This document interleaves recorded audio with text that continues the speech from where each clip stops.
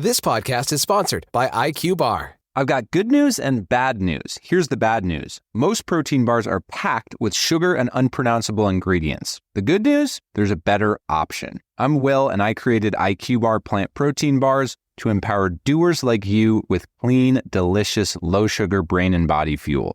IQ Bars are packed with 12 grams of protein, brain nutrients like magnesium and lion's mane, and zero weird stuff. And right now, you can get 20% off all IQ Bar products, plus free shipping.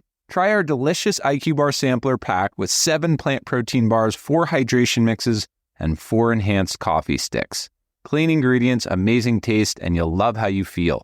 Refuel smarter, hydrate harder, caffeinate larger with IQ Bar. Go to eatiqbar.com and enter code BAR20 to get 20% off all IQ Bar products, plus free shipping. Again, go to eatiqbar.com and enter code BAR20.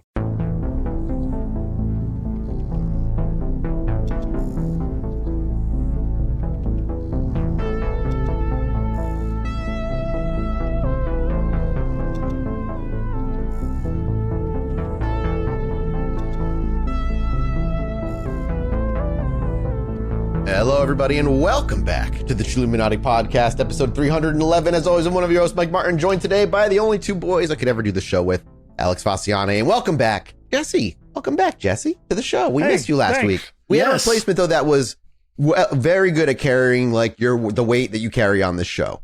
Yeah, they were just extremely funny. Abby was excellent, and if you ever quit, she'll take your spot. So I've heard. So I'm here to say you can't get rid of me. Yeah. I'm doing this out of spite from now on, really. Well, listen, welcome back is actually a great segue because welcome back, guys, both of you, and welcome back, Jesse, to America, right? That's 2 welcome backs because we took a break between our 2 Charles Manson episodes. I just want to start out by saying every little secret is real, first, of course, but I also want to know, how was the old UK, man. Jesse? Did you guys forget about Charles Manson yet? Did you have fun? Did you have fun in jolly old England? Did you practice chaos magic while you were out there? Yeah, I did not. Although I did go to Birmingham and I did see all the like heavy metal stuff, and that was pretty cool. Went to the Black Sabbath bridge. Oh my god! Did all of that. That was very delightful. I know. Here's what I learned: Birmingham has seagulls. That's right. I didn't know that was possible, but I guess they followed the channels inland and just chilled. So that was the whole thing I learned. That's cool. That's like the most British thing you've ever said in your life. You're like, I've just discovered that Birmingham has seagulls. I didn't know that was a thing. Like Brighton, Bristol, sure. Birmingham? No clue. Doesn't make sense to me, but they did. You could hear them everywhere. It was great. Did you guys have Manson on the mind? This last week while you were gone, were you thinking about Manson? No, I didn't once think about Manson. I'm going to let you know. When I was overseas, not once. Not even. Although every single person I met, every single person was like, "So the USA?" Yeah, you're just like, I was like, yeah. I'd rather not discuss it. Comedy is tragedy plus time. That's what I always say. Yeah. And speaking of which, let's talk about Charles Manson. What did you guys think of Chilluminati Presents Charles Manson Part 1 Garbage Dump? What did you guys think of that episode? Garbage Dump. It made me excited for Garbage Day. Yeah. Did you think about did you learn anything about Charles Manson that you didn't know before? Did you think about it in a different way? Was it pretty? I felt like it was pretty much the intro to Charles Manson and everything you need to know. But yeah. Like I know an unhealthy amount about Manson, so. Yeah, I didn't know all the there's pre-Manson, and then there's Manson, like crazy dude in prison Manson. Yeah. And that's the Manson I know. So I kind of know like Helter Skelter, Cuckoo Bananas, I'm in prison now. Big time. I mean, that's pretty much, that's pretty good. I mean, that's pretty good. That's pretty good. Yeah, and honestly, nice. Like, that does imply, yes, that we are back today with Chilluminati Presents Charles Manson Part 2, which despite what anyone may tell you is subtitled Cease to Exist. And to start us off today, speaking of jolly old England, UK, Europe, Birmingham, Seagull Town, USA. How about that, USA? What do you guys think about a Beatles theory that has nothing to do with like the Helter Skelter weird fascist murder, racism thing. My question is it truly a conspiracy theory without those things? Yeah. Well, I mean, okay, check this out. Figure this out with me, because Figure it out. I'll try. This is like my own unique thought that I'm adding to this. Everything else is like a riff on stuff that I read. This is like something I was thinking about this whole week. All right. Remember? And then I have something I want your thoughts on after. Okay. Remember the excerpt from Manson prosecutor Vincent Bugliosi's book, Helter Skelter, where he says, quote, according to former inmates at McNeil, Manson's interest in the Beatles was almost an obsession. It didn't necessarily follow that he was a fan. There was more than a little jealousy in his reaction. He told numerous people that given the chance, he could be much bigger than the Beatles. Okay? So that's something about Manson that Manson believes. And if you think about it, like, wasn't he a little bigger than the Beatles? Kind of, if you think about it. Like, I mean, in a different way. Yeah. Well, but infamous way. Yeah. Yeah, exactly. Okay, but didn't we just learn 2 weeks ago that the very same summer that the Beatles, probably the biggest band in the world, were recording the White Album, you had also Charles Manson sitting there in a private studio with fucking Brian Wilson and Carl Wilson from the Beach Boys, which is like probably the only band that is like absolutely in the same breath as the Beatles, and who many might even call their worthy American like rival band, equal band at the time, right? Isn't that pretty nut? Like, if you're trying That's crazy. No, if you're trying to outdo the Beatles, is crazy. Yeah, you're gonna go Beach Boys. Like, that's the only warrior that you can get in your Zeppelin, corner. but Yeah. whatever. Yeah, Yeah, look, it's fine. They're not around. Yeah, yet, debatable, but they're later. But like, yeah, you know what I'm saying, right? Like, that's pretty crazy. Like, if that is not the actions of an evil hippie music wizard who's gathering power around him to take down the Beatles, like, what is? I love that. Yeah. I like that. I like that a lot. All right. I need your thoughts on mine now. Okay. Yeah. Domino from the X-Men. Yes. Power isn't luck. She's a chaos magician. Or if you're a chaos magician, you're laughing at home right now because you know that that's one and the same thing. Bang. Oh, fuck. Yeah. Oh, fuck. Yeah. Yeah. Yeah. Okay. Now answer my question. Yeah. Okay. Do you guys like me? Yeah. Only when you're here. I don't even have to think about it. I willed that with chaos magic. All right, great. Yeah. I don't even have to think about it. I do like you. I jerked it to that earlier and was like, they like me. And now you said it. So like, if that's true that you are did, we in love? If that's true that you did jerk it earlier, congratulations. It's not. It is very not true. I had a long day. You should have done it. Me You should too. have done it I on was the business working. call. Me too. I was writing this giant script. By the way, have you guys heard any of Charlie's songs?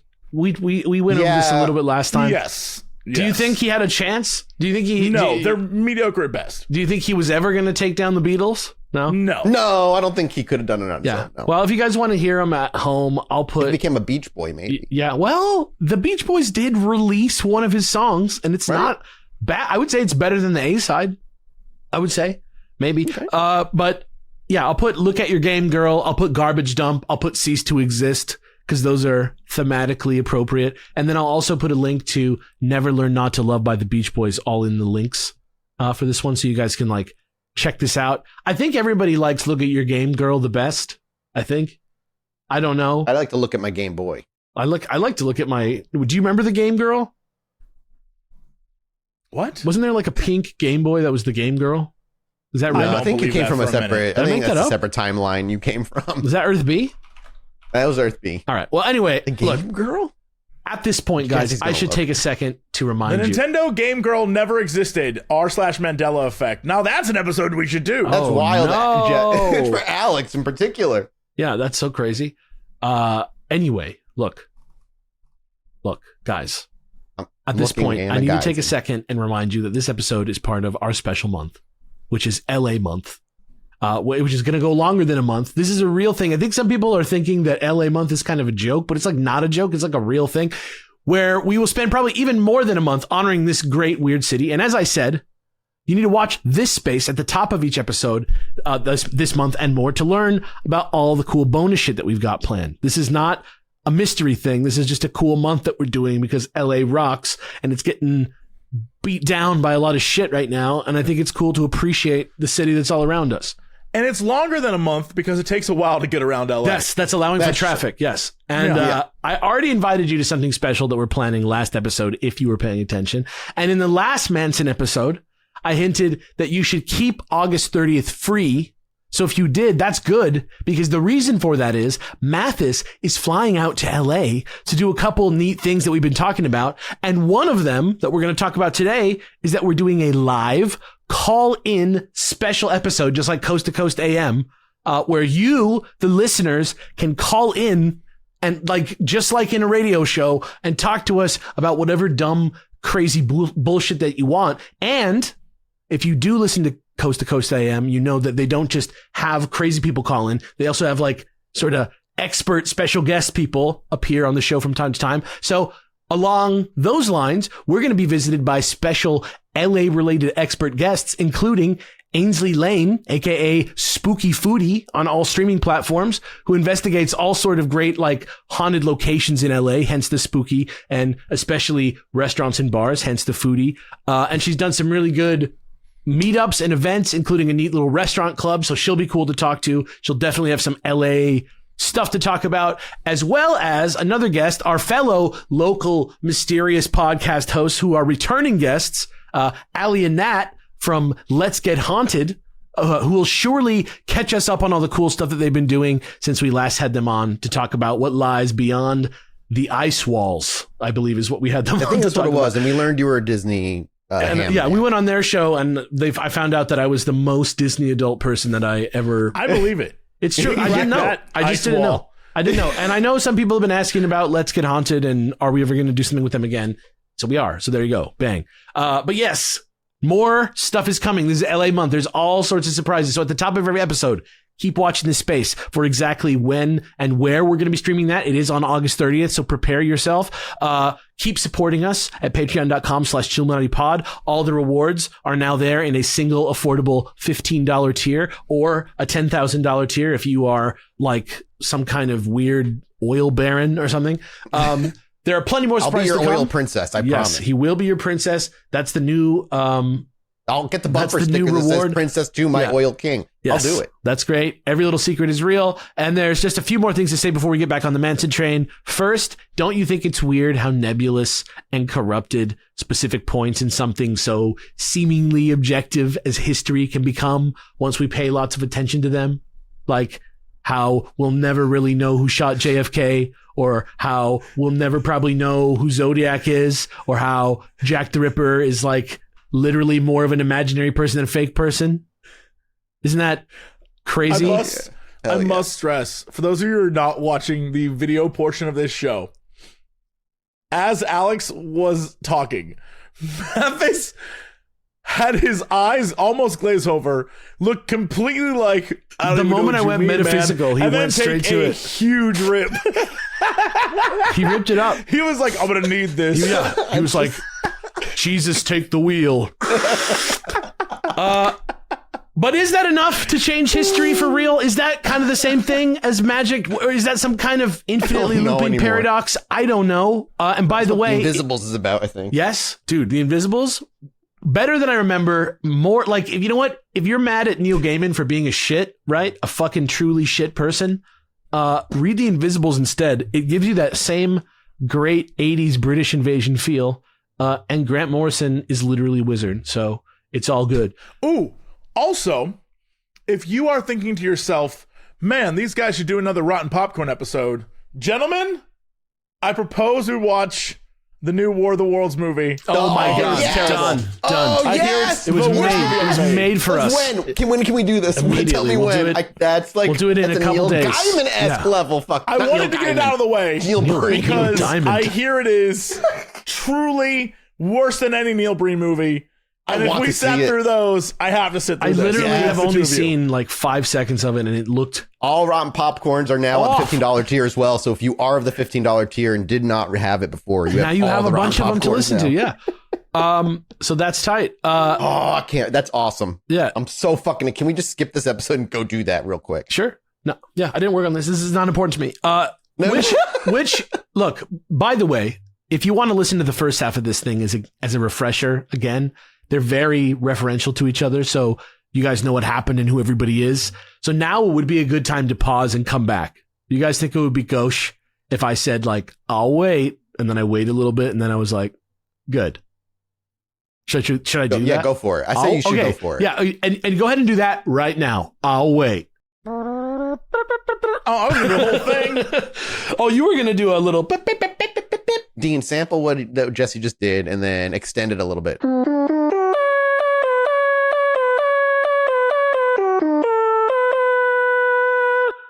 This podcast is sponsored by IQ Bar. I've got good news and bad news. Here's the bad news. Most protein bars are packed with sugar and unpronounceable ingredients. The good news? There's a better option. I'm Will, and I created IQ Bar plant protein bars to empower doers like you with clean, delicious, low-sugar brain and body fuel.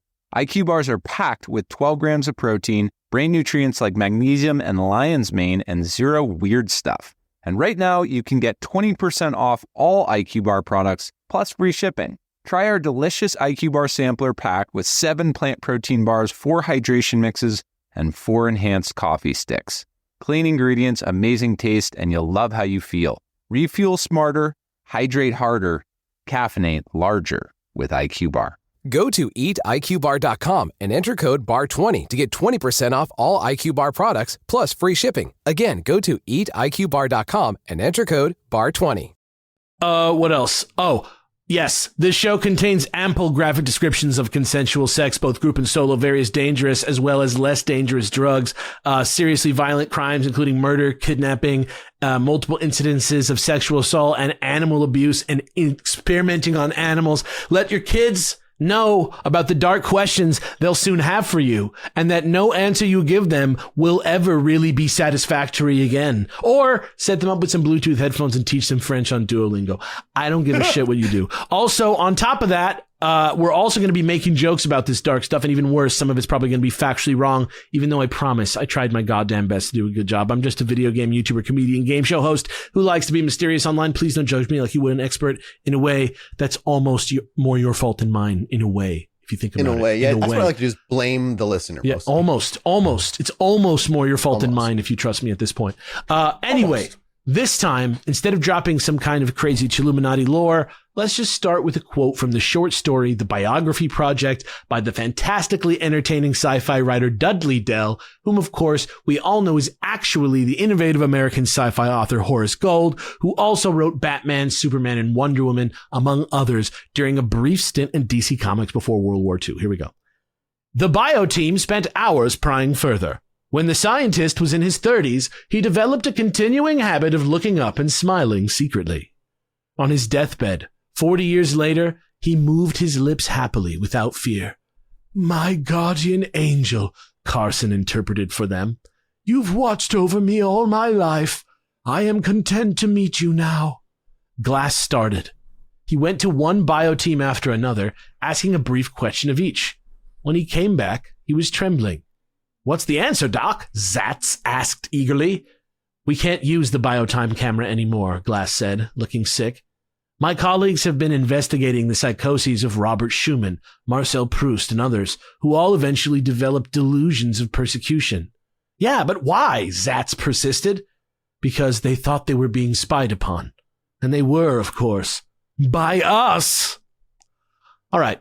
Now that we got tons more time slices to sift through, just like last time. And remember, gang, up that time. If you think about it, today's episode isn't so much about Manson as it is about people who've studied him, including all of us by the end of all this, actually. So, keep that in mind as well, I guess, if you can. Is that chaos magic? No, probably not. Now, obviously, in addition to our highly sensitive biofilm camera, which captures literal moments in time for us to see for ourselves here on the show, I also read a bunch of shit and listened to a couple podcasts, including Helter Skelter by Vincent Bugliosi, Chaos by Tom O'Neill, the film that are based on both of those books. There's now a reenactment documentary of Helter Skelter, a new Netflix documentary about Chaos by Errol Morris.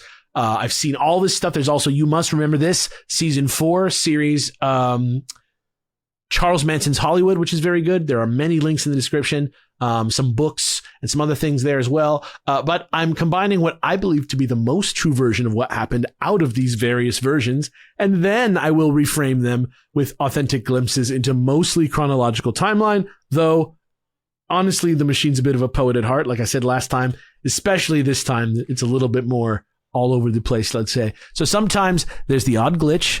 Reasonable license may or not be taken to engage the listener, and we'll sometimes see things in a more thematically resonant time order. Here we go. We begin unexpectedly in the twilight of the 1990s, about to be hit by the violent end of another era in America with a big old pile of Hollywood secrets. Okay? In a slice from March 21st, 1999, we see Tom O'Neill, author of the book Chaos, one of the two huge Manson books on which this episode was heavily based, who was living in Venice Beach, Los Angeles at the time, being given the very assignment that eventually culminates in the publication of this book 20 years later in 2019. It is one day after his 40th birthday, and the magazine, which is called Premiere, was hoping for some sort of 30th anniversary article about the Manson murders, in which he goes and he follows up on some of the aftershocks that it sent through the Hollywood scene, if you know what I'm talking about. He accepts this assignment. He's a freelancer and he accepts.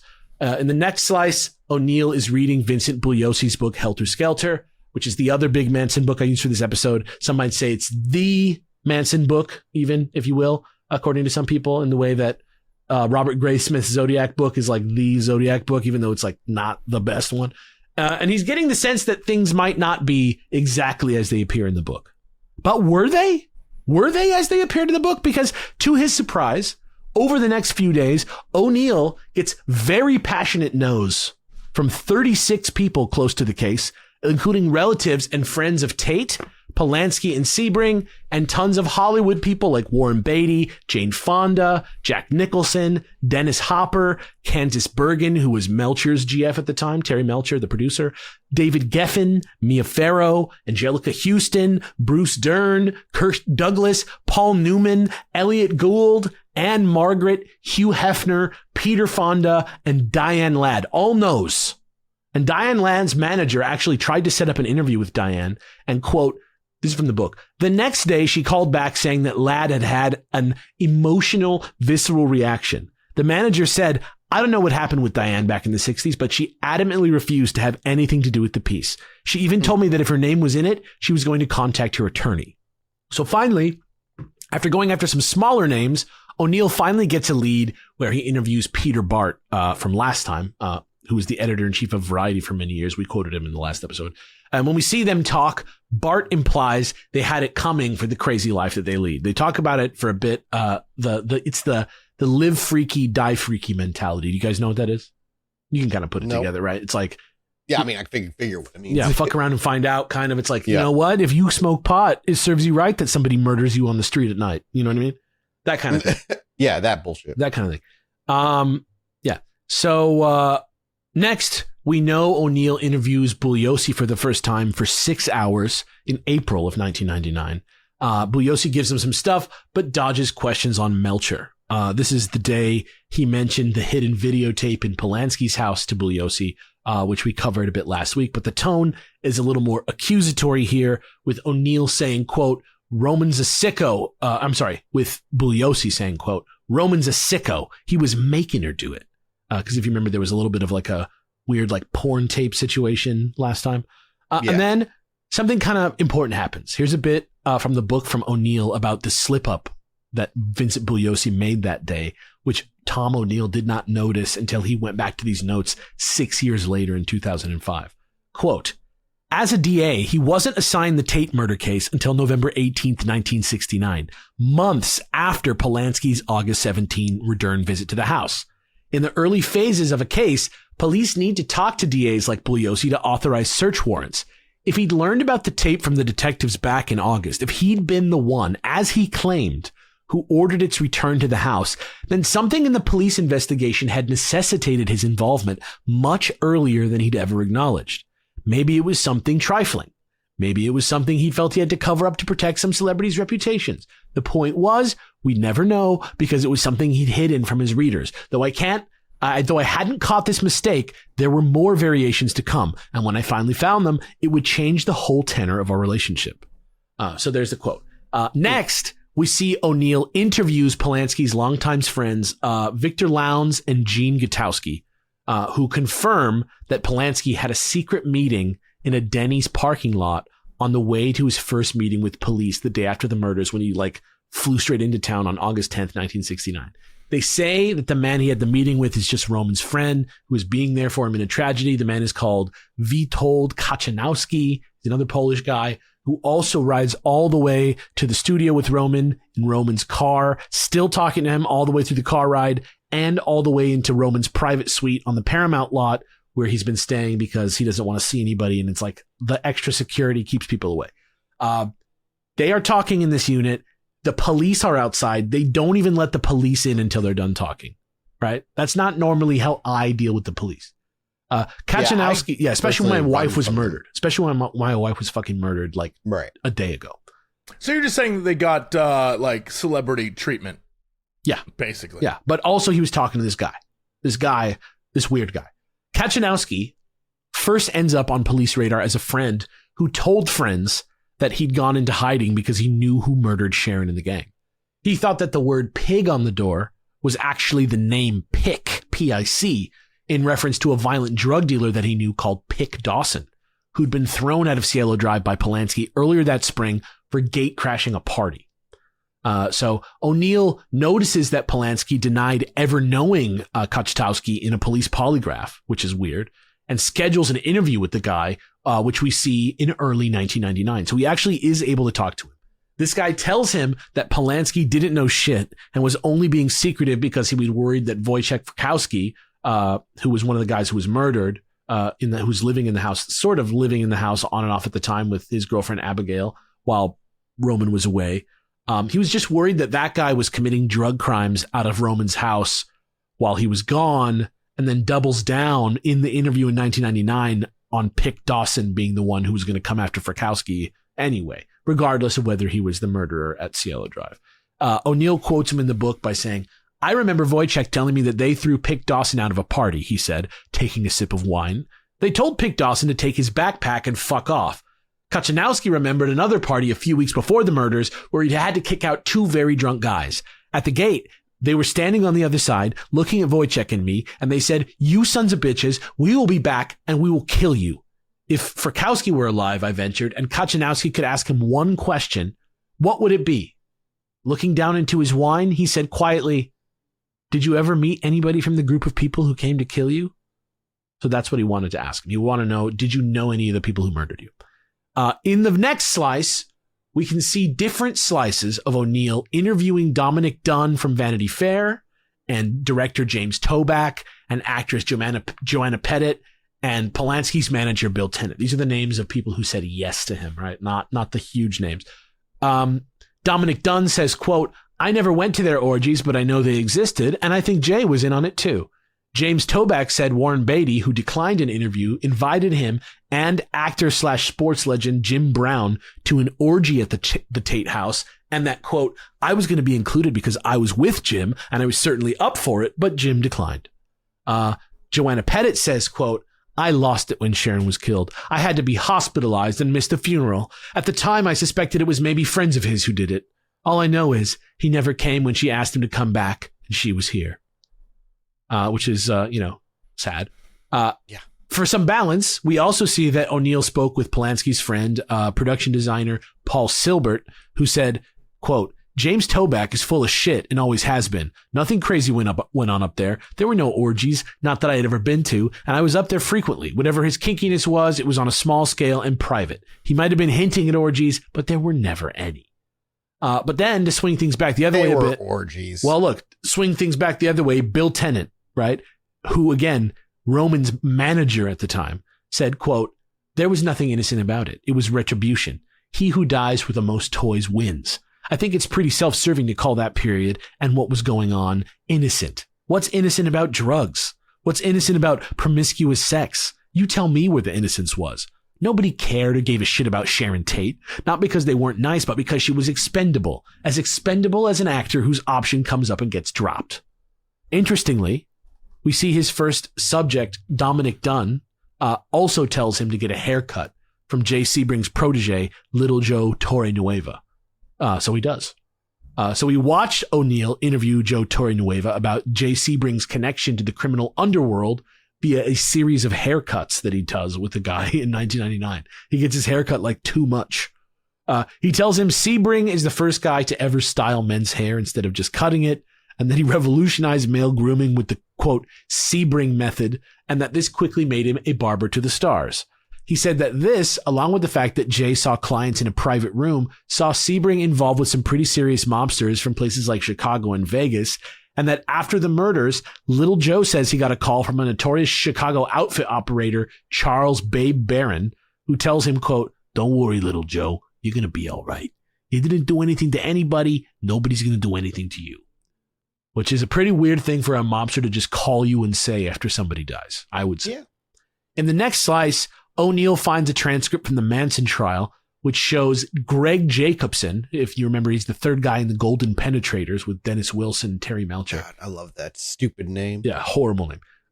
Saying Greg Jacobson says he got a call from Charlie about a missing spyglass from Terry Melcher's house, which reveals that Terry Melcher was possibly more connected to the family than he originally thought, and that they had even known his address and creepy crawled his Malibu home, which would be weird considering that the official story at the trial was that the family had never been there, right? O'Neill writes, quote, "I found evidence that Melcher lied on the stand under oath, and Bugliosi definitely knew about it. Maybe he even put him up to it, suborning perjury," right? So next, we see O'Neill interviewing the owner of Cielo Drive, Rudy Altobelli, at the classic steakhouse Musso and Frank, which is where Rick Dalton meets Marvin Schwartz in Once Upon a Time in Hollywood. And he also casts some doubt on Terry Melcher's story. In many time slices of many interviews through the spring of 1999 and beyond, which were all conducted over fancy meals that were paid for by the Premiere Magazine expense account, O'Neill takes Rudy out on a bunch of dinners, and he tells him that Melcher and Manson, wow, that's hard to say. Melcher and Manson hung out often, and that Terry was involved with Manson as much as Dennis Wilson was. Then we see him give Tom a number for Carol Wilson, who is Dennis Wilson's ex-wife, who said that she kept a diary on everything that Dennis and Terry did because she fucking hated Terry's guts and was even romantically involved with Jay Sebring for a while. So it's all wrapped up together. Looped into each other. Yeah. One of the funny things about Jay Sebring is that because he's a hairstylist and he's like kind of a little guy, everybody kind of thinks he's gay automatically, but he's like not. Oh, yeah. And so he has like this like sort of like magic power to like get places where normal straight guys can't go. This whole thing like 1960s P. Diddy. Yeah, I don't know. Look, it's certainly like right now it's all hearsay about. Right. But to assuming the hearsay is real, obviously. I guess my question is going into this is post-conversation about the victims. Mm-hmm. And is this trying to explain why Manson would have targeted them? Is that... I think what he's trying to do here is that he's trying to imply by going around talking to all these people, he's trying to pull at the strings that kind of hold the story together and show how there's all these things like there's definitely like in this section that we're going to look at right now, you're definitely going to be looking at this sort of what was going on in the Hollywood scene that was weird. Is there something weird about this? Here are the clues that there may have been something weird. Here are some clues that there may not have been something weird.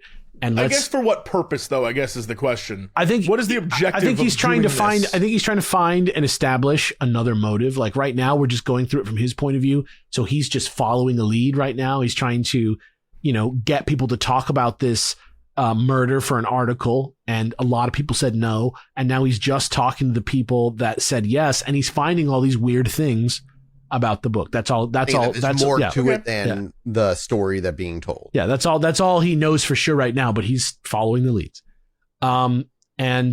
So next we see O'Neill getting a call back from Carol Wilson, who he called. He followed up on the phone call, and just a few days later, she calls him back, canceling their phone meeting after first implying that Manson's reach in Hollywood went further than anyone realized, saying, quote, I thought long and hard over the weekend, and I can't talk to you. It's a scary thing, and anyone who knows anything will never talk. In one session, after taking Altobelli back to Cielo Drive for the first time in 10 years, which the house itself was demolished in 1994, so even though he was out there in 1999, they were just looking at like whatever's there now instead. Rudy tells O'Neill that when he heard it was Manson who had been fingered for the murders, the first thing he did was call the, quote, two Carols, which are Carol Wilson and Carol Jacobson. And yes, Dennis and Greg's wives were both named Carol. He says, quote, I said because of their husbands, I was stuck with all of this. I was left in the lurch. They knew what was happening at the house. Terry was the instigator of the whole thing. That's what Rudy Altobelli said. O'Neill has a good part about this in his book, though, where he says, quote, Altobelli seemed to be toying with the idea of letting me in on something bigger. He did this a lot. A seemingly offhand remark would complicate his entire portrait of the period. Terry talked about Manson all the time, he said. He thought it was wonderful. He asked me to manage him. But hadn't Terry said he wanted nothing to do with him? Terry stalked Manson. They thought they had Jesus Christ. Later, when I had transcripts of the trials, I'd see that Altobelli wasn't just embroidering. On the stand, he'd said that Melcher, along with Wilson and Jacobson, had talked to me on many occasions about Mr. Manson and his philosophy, his way of living, and how groovy it was. Tellingly, in his own testimony, Melcher acted as if he hardly knew the man behind this groovy philosophy. Presented with a photo of Manson, he told the grand jury, I don't know him, but I think I have seen him at Dennis Wilson's house, which is not the same impression that anybody else seems to have about Terry and Manson. Next, we see O'Neill is on his sixth call with Mike McGann, who is one of the lead investigators on the case, who we remember from last time, who now lives in Idaho in June of 1999, who tells him that there were no interviews conducted at all with Terry Melcher, Greg Jacobson, Dennis Wilson, or Rudy Altobelli during the investigation, which is odd, but that the two Carols were interviewed, their wives, within a week of the murders, with Carol Jacobson's happening just one day after the murder. That's high priority. August 10th, 1969. So that's an odd thing. A few weeks after that, we can see O'Neill is showing Manson trial defense attorney Paul Fitzgerald, who was one of the girls' attorneys, a photocopy of the notes that Vincent Bugliosi took during his interview. This is important. He's showing Fitzgerald a photocopy of the notes that Vincent Bugliosi took during his interview with the biker Danny DiCarlo of the Straight Satans. We talked about him last time. This guy is one of these bikers who was not really in the family, but he like came by a lot and kind of like did security for them in exchange for like food and drugs and sex and that kind of thing.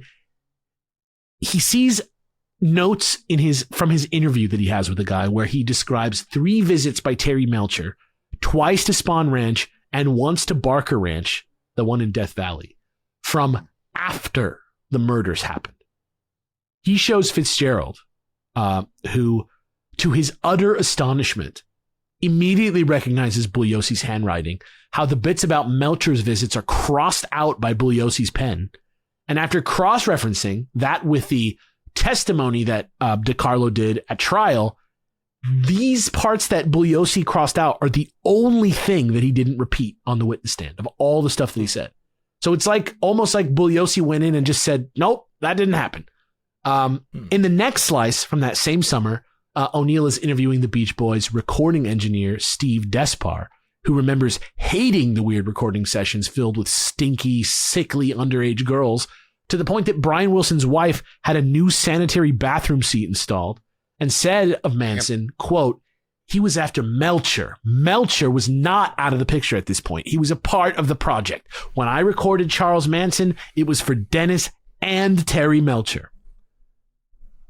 It's another hint that Terry Melcher might not be telling the truth.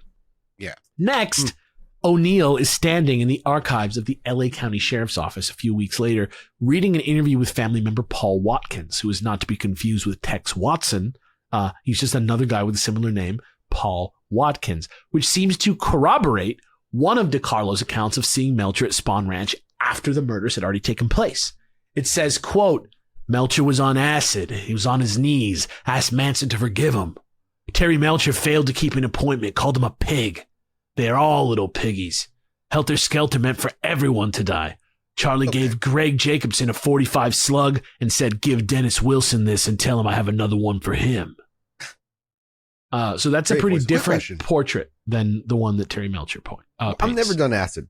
What the fuck's it like? It's just tripping out.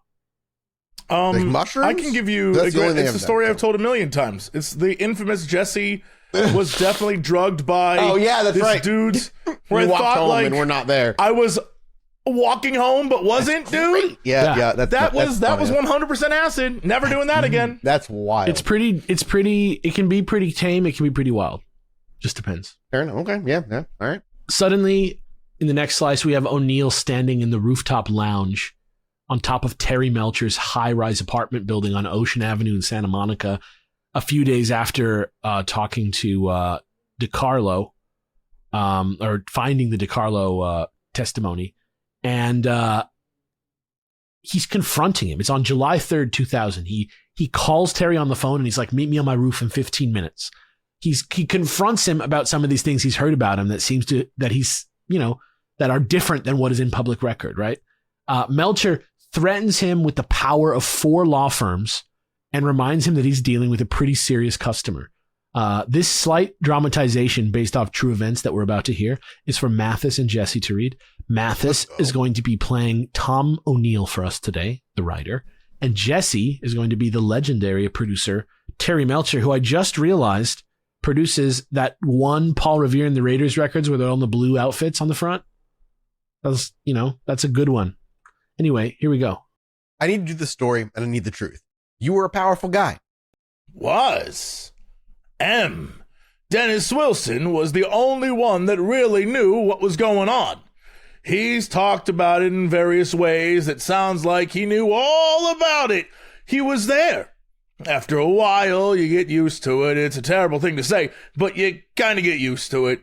So what's the best thing that you and I can do about it? There has to be an explanation for this. Why was this in the files? How was it suppressed? Why? If they were lying, how did they testify to other significant factors? I have no idea where that second ranch is.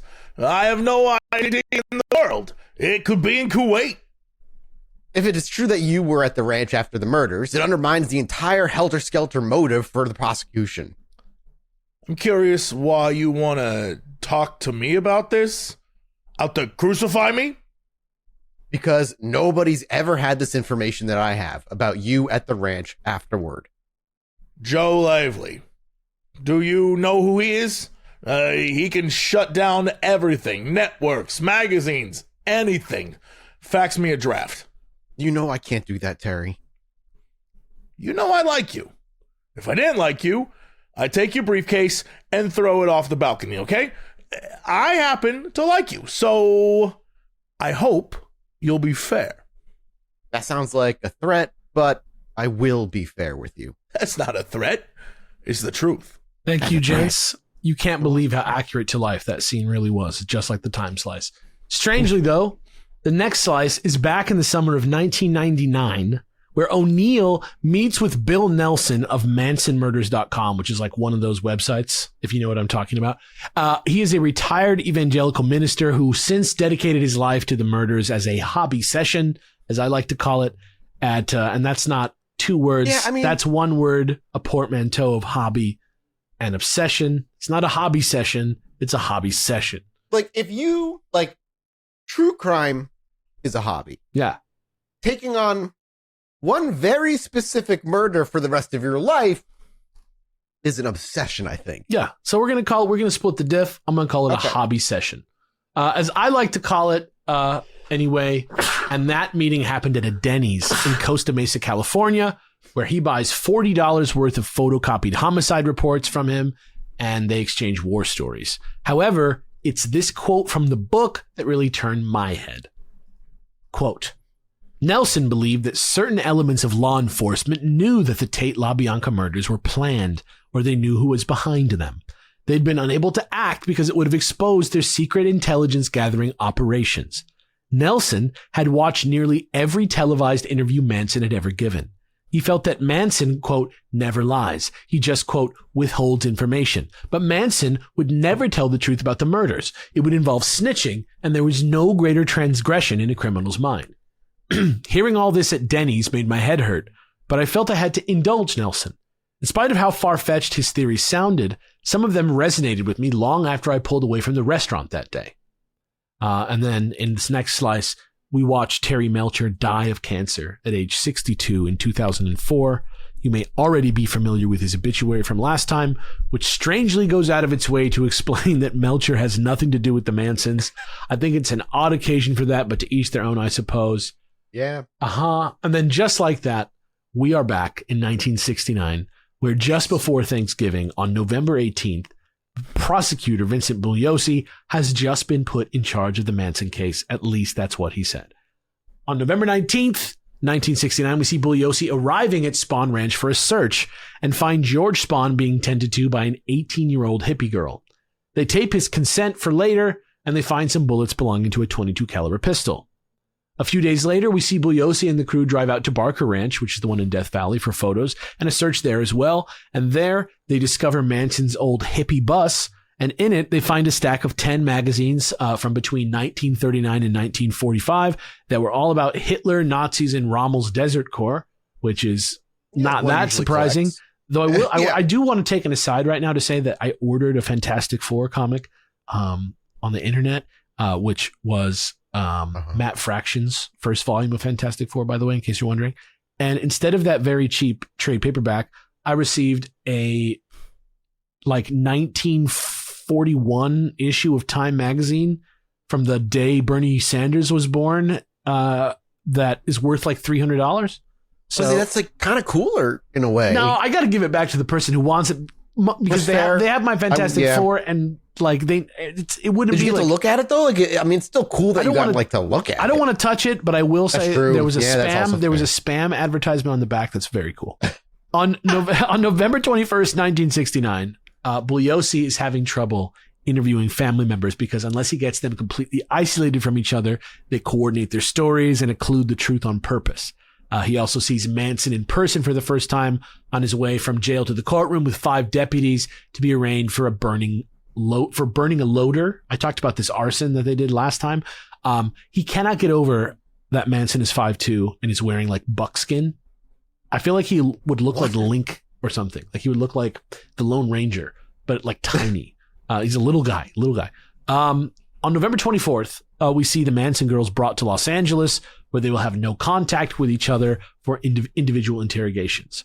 On Wednesday, November 26th, we see a deputy DA poke his head into Bugliosi's office to tell him Bobby Beausoleil's murder trial resulted in a hung jury due to lack of evidence. We also see the girls questioned that afternoon at Sybil Brand Institute, and deals are dangled over all their heads. But it's really Leslie Van Houten who gives up the most info through little girl style I know something you don't know type games talking to her because she's so poorly socialized and is kind of tripped out. She mentions Zero's strange Russian roulette death and how weird it was that he was playing that game by himself, and starts implicating Susan and Linda and Patty and sort of herself too for the Tate LaBianca murders. And that's where it starts to come together a little bit. Also, there's a fingerprint found, and Tex Watson is arrested because they match a fingerprint from the Tate residence to an arrest that he had in April. And he decides to try and fight extradition and ultimately avoids being tried with Charlie and the girls. He definitely was there and was definitely tried for all these things, but he was not tried with Charlie and the girls, even though he was eventually extradited and was able to be called to the witness stand.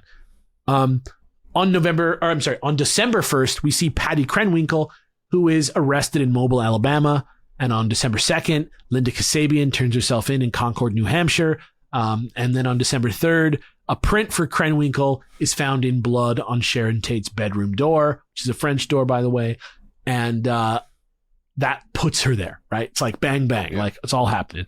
This is day. 1, 2, 3, 4. On the 4th, after listening to her confession of the crimes, which we discussed last episode, Susan Atkins is promised that the prosecution will not seek the death penalty for her crimes, if she testifies and is truthful before the grand jury. They're seeing a star witness here. That's what they're hoping for. Bugliosi interviews her for several hours that day, and she tells him Charlie can see them right now and hears everything they're saying, which is probably not true. The next day, December 5th, we see Atkins give her grand jury testimony in front of the grand jury, explaining how much she loved Charlie and would do anything he said, and that they saw him as kind of like a Jesus-like figure. And then she goes into very great detail about what she knows about both the Tate and LaBianca murders and walks everyone through them both in order, and talks about Hedman and talks about everything. Just blah, blah, blah, blah, blah, blah, blah. Just says everything. Then it's 4:37 p.m. on December 8th, 1969. And the grand jury issues indictments for Charles Manson, Tex Watson, Patty Krenwinkel, Susan Atkins, and Linda Kasabian, the driver.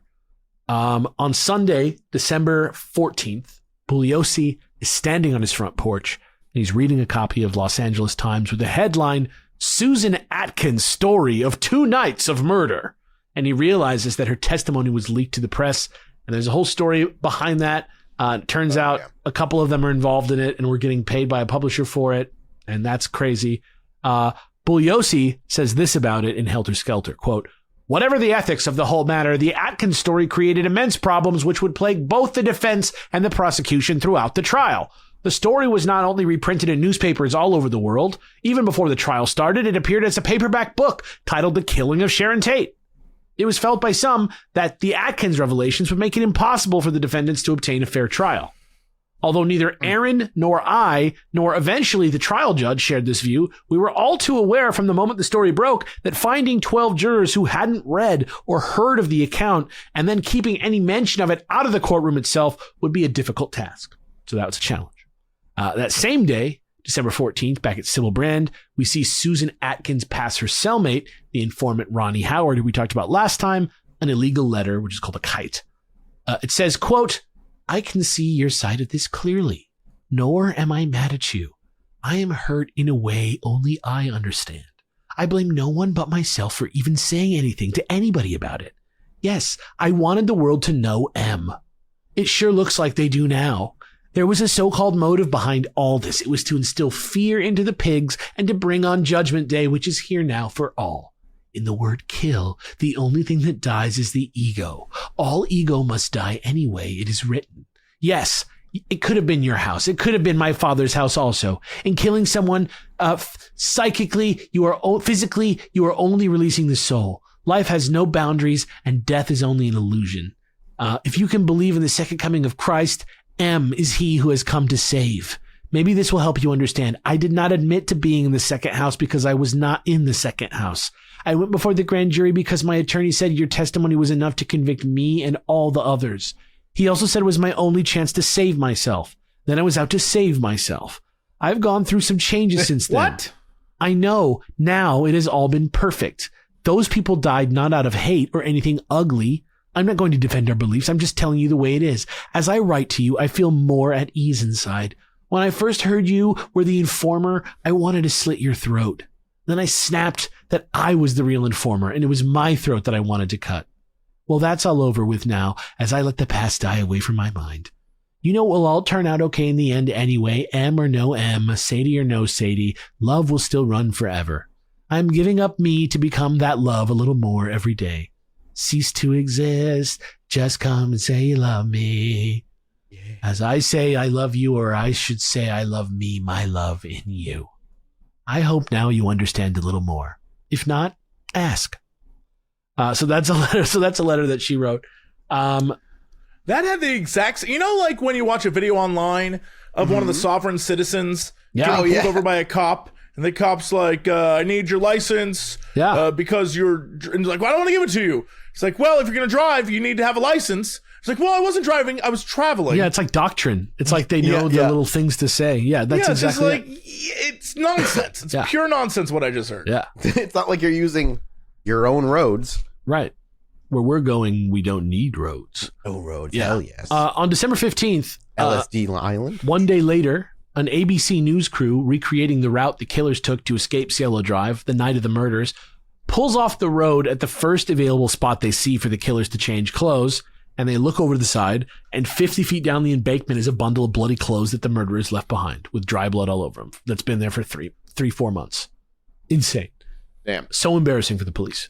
That seems to be most of the true crime cases. So embarrassing for the police. Yes. 90% of the time. The next day, we see Susan Atkins standing in front of Judge Keene, pleading not guilty to all 8 counts of her indictment, and a trial date is set for February 7th, 1970. That same day, Los Angeles resident Bernard Weiss, after 3 phone calls, telling the story to 3 different cops and then calling the news to peer pressure the cops, the LAPD finally accept the 22 caliber high standard Longhorn revolver that his son had discovered and reported near Cielo Drive back in September. It was immediately noted that the 2 live rounds in the cylinder matched the bullet count from the autopsy report, and after matching the damage to the grip with pieces found at the scene, it was established that it was the same gun that was at the murder scene, but it still wasn't connected directly to Manson. Can you imagine having that in September instead of December? Anyway, another very embarrassing moment for the police. How embarrassing for the cops. December 17th, 1969. I think it's the next day, or yeah, that's it.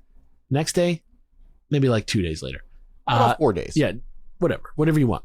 It's all fake. The next day, December 17th, 1969, we see Manson standing before Judge Keene, asking to dismiss his public defender so he can represent himself.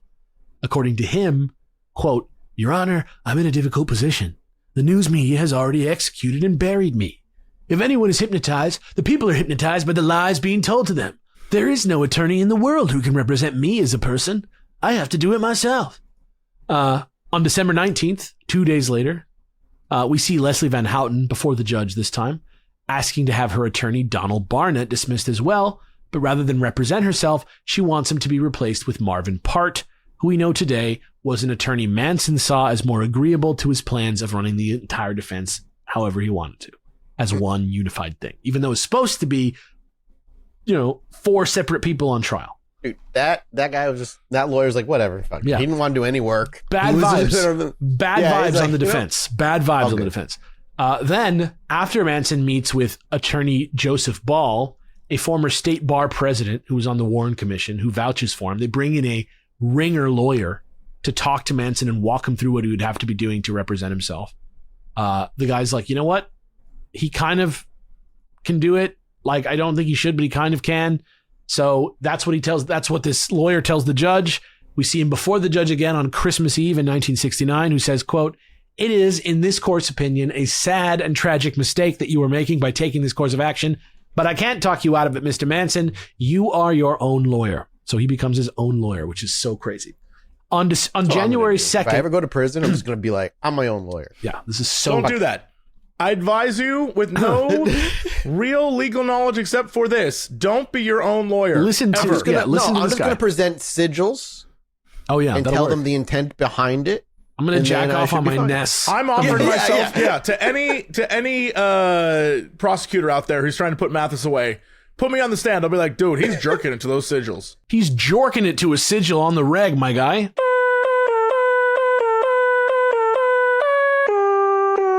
This podcast is sponsored by IQ Bar. I've got good news and bad news. Here's the bad news. Most protein bars are packed with sugar and unpronounceable ingredients. The good news? There's a better option. I'm Will, and I created IQ Bar plant protein bars to empower doers like you with clean, delicious, low-sugar brain and body fuel. IQ Bars are packed with 12 grams of protein, brain nutrients like magnesium and lion's mane, and 0 weird stuff. And right now, you can get 20% off all IQ Bar products, plus free shipping. Try our delicious IQ Bar sampler pack with 7 plant protein bars, 4 hydration mixes, and 4 enhanced coffee sticks.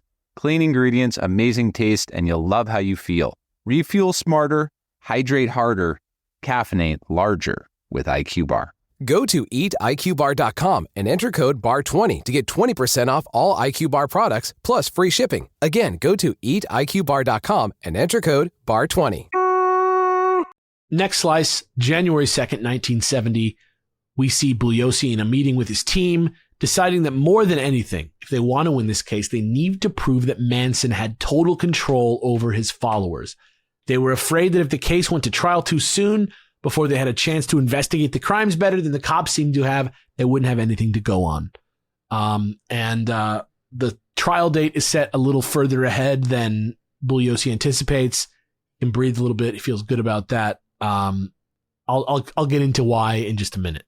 On January 19th, after trying to get Leslie Van Houten to submit to a psychiatric examination, probably on the road to establishing an insanity plea, which would have fractured his all-for-one plan at the trial, Manson pressures her again to replace Marvin Part, now her second attorney, with yet another attorney, Ira Reiner. Next, we have several slices between then and the 28th of January, which show Manson making all kinds of strange motions in court and asking for all kinds of pro per privileges, like a tape recorder and unlimited phone time, and using the press to communicate with Susan and others, implying that he wants her to recant her testimony. It seems like Manson realizes at this point that he doesn't have much of a case and he needs more time, and that is why the judge grants a continuance until February 9th, and they decide they'll set a trial date then. So throughout February, we see Manson trying his hand at directly generating press now, granting phone interviews from jail. They even interviewed Jerry Rubin from the Chicago 8/the Chicago 7, which scared the shit out of Bugliosi because it made him think that Manson's main strategy for this might just be to disrupt trial proceedings, right? Because that's kind of famously what the Chicago 7 did. And honestly, they weren't far off. His charisma gains him a sort of cult following, folk hero status in the press. He's even named Man of the Year, Charles Manson is, by famous Los Angeles underground paper Tuesday's Child, which also the next month printed a cover of Charlie on the Cross, which is crazy. And then we get to February 9th, where we see Judge Keene setting the trial date for March 30th, 1970, which galvanizes Bugliosi into figuring out his helter-skelter motive for presentation at the trial, which we talked about last time. And through Rudo Altobelli and Terry Melcher, he discovers that Manson had been at Cielo Drive earlier that March, which we also talked about, while Sharon was getting her pictures taken by Sharo Khatami, the Iranian photographer.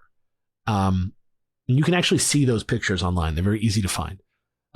We already mostly covered this in part one, but I mentioned again now to lock in exactly when all this happened and why, and just to have you imagine Vincent Bugliosi listening and re-listening to the White Album like he's going to write a game theory video on it, which just makes me laugh. And to reiterate the gulf between what Terry was saying about his relationship with Manson and all the stuff we've heard everyone else say about it. That same month, Bugliosi meets with Paul Watkins, again, not Tex Watson, the guy who claimed to see Melcher on his knees before Manson, begging for forgiveness, high on acid. And he asks Paul about Charlie's, quote, programming techniques, which he tells him are based mostly on drugs and finding and exploiting people's deepest fears. He says that whenever Manson passed out all the LSD to everybody, that Manson himself would always take like a less dose so that he could like keep his wits about him and manipulate the people around him. He's very much keeping them like fucking just tripping all the pretty fucking shitty time. of him. Pretty shitty of him to do. I mean, he was so sober enough. Yeah, he just manipulated them constantly, which is why they saw him the way they did, because he was just fucking manipulating their reality in real time via drugs. Yeah. In the book, Bugliosi writes, quote, as Manson's second in command, Watkins had enjoyed Charlie's confidence more than most of the others. I asked him if Manson had ever mentioned Scientology or the process. Watkins had never heard of the process, but Manson had told him that while he was in prison, he had studied Scientology, becoming a theta, which Manson defined as being clear. Watson said that in summer of 1968, he and Charlie had dropped into a Church of Scientology in downtown Los Angeles, and Manson asked the receptionist, what do you do after clear? When she was unable to tell him anything he hadn't already done, Manson walked out. Towards the end of the... He was like, this is bullshit. Yeah. Towards the end of the month, on February 26th, 1970, we see Bugliosi signing an agreement with Linda Kasabian's attorney, Gary Fleischman. Apparently, Susan Atkins called from where she was at, demanding to see Charlie, saying there was no chance she was going to testify at trial. And now Bugliosi feels like they need another star witness, so they call Linda Kasabian. The agreement says that once she provides a full and complete truthful statement at the trial, she will receive full immunity because she is not Susan Atkins. She is Linda Kasabian. She stayed back. She didn't get as involved. She's more... They were more willing to do this, so they actually offered to grant her full immunity. And they sign it. On March 5th, we see Susan gleefully finally getting to meet with Manson, much to the chagrin of her lawyer. They talk for over an hour in some kind of strange double language that totally freaks their lawyer out and makes her leave. And the next day, she fires him. Pretty crazy. They talk in a double language for an hour. Think about that. The same day, March 6th. What? Yeah. That's how ingrained they were. Wild style. The same day, March 6th, at court, we see, I'm sorry, not the same day. The next day she fires her attorney.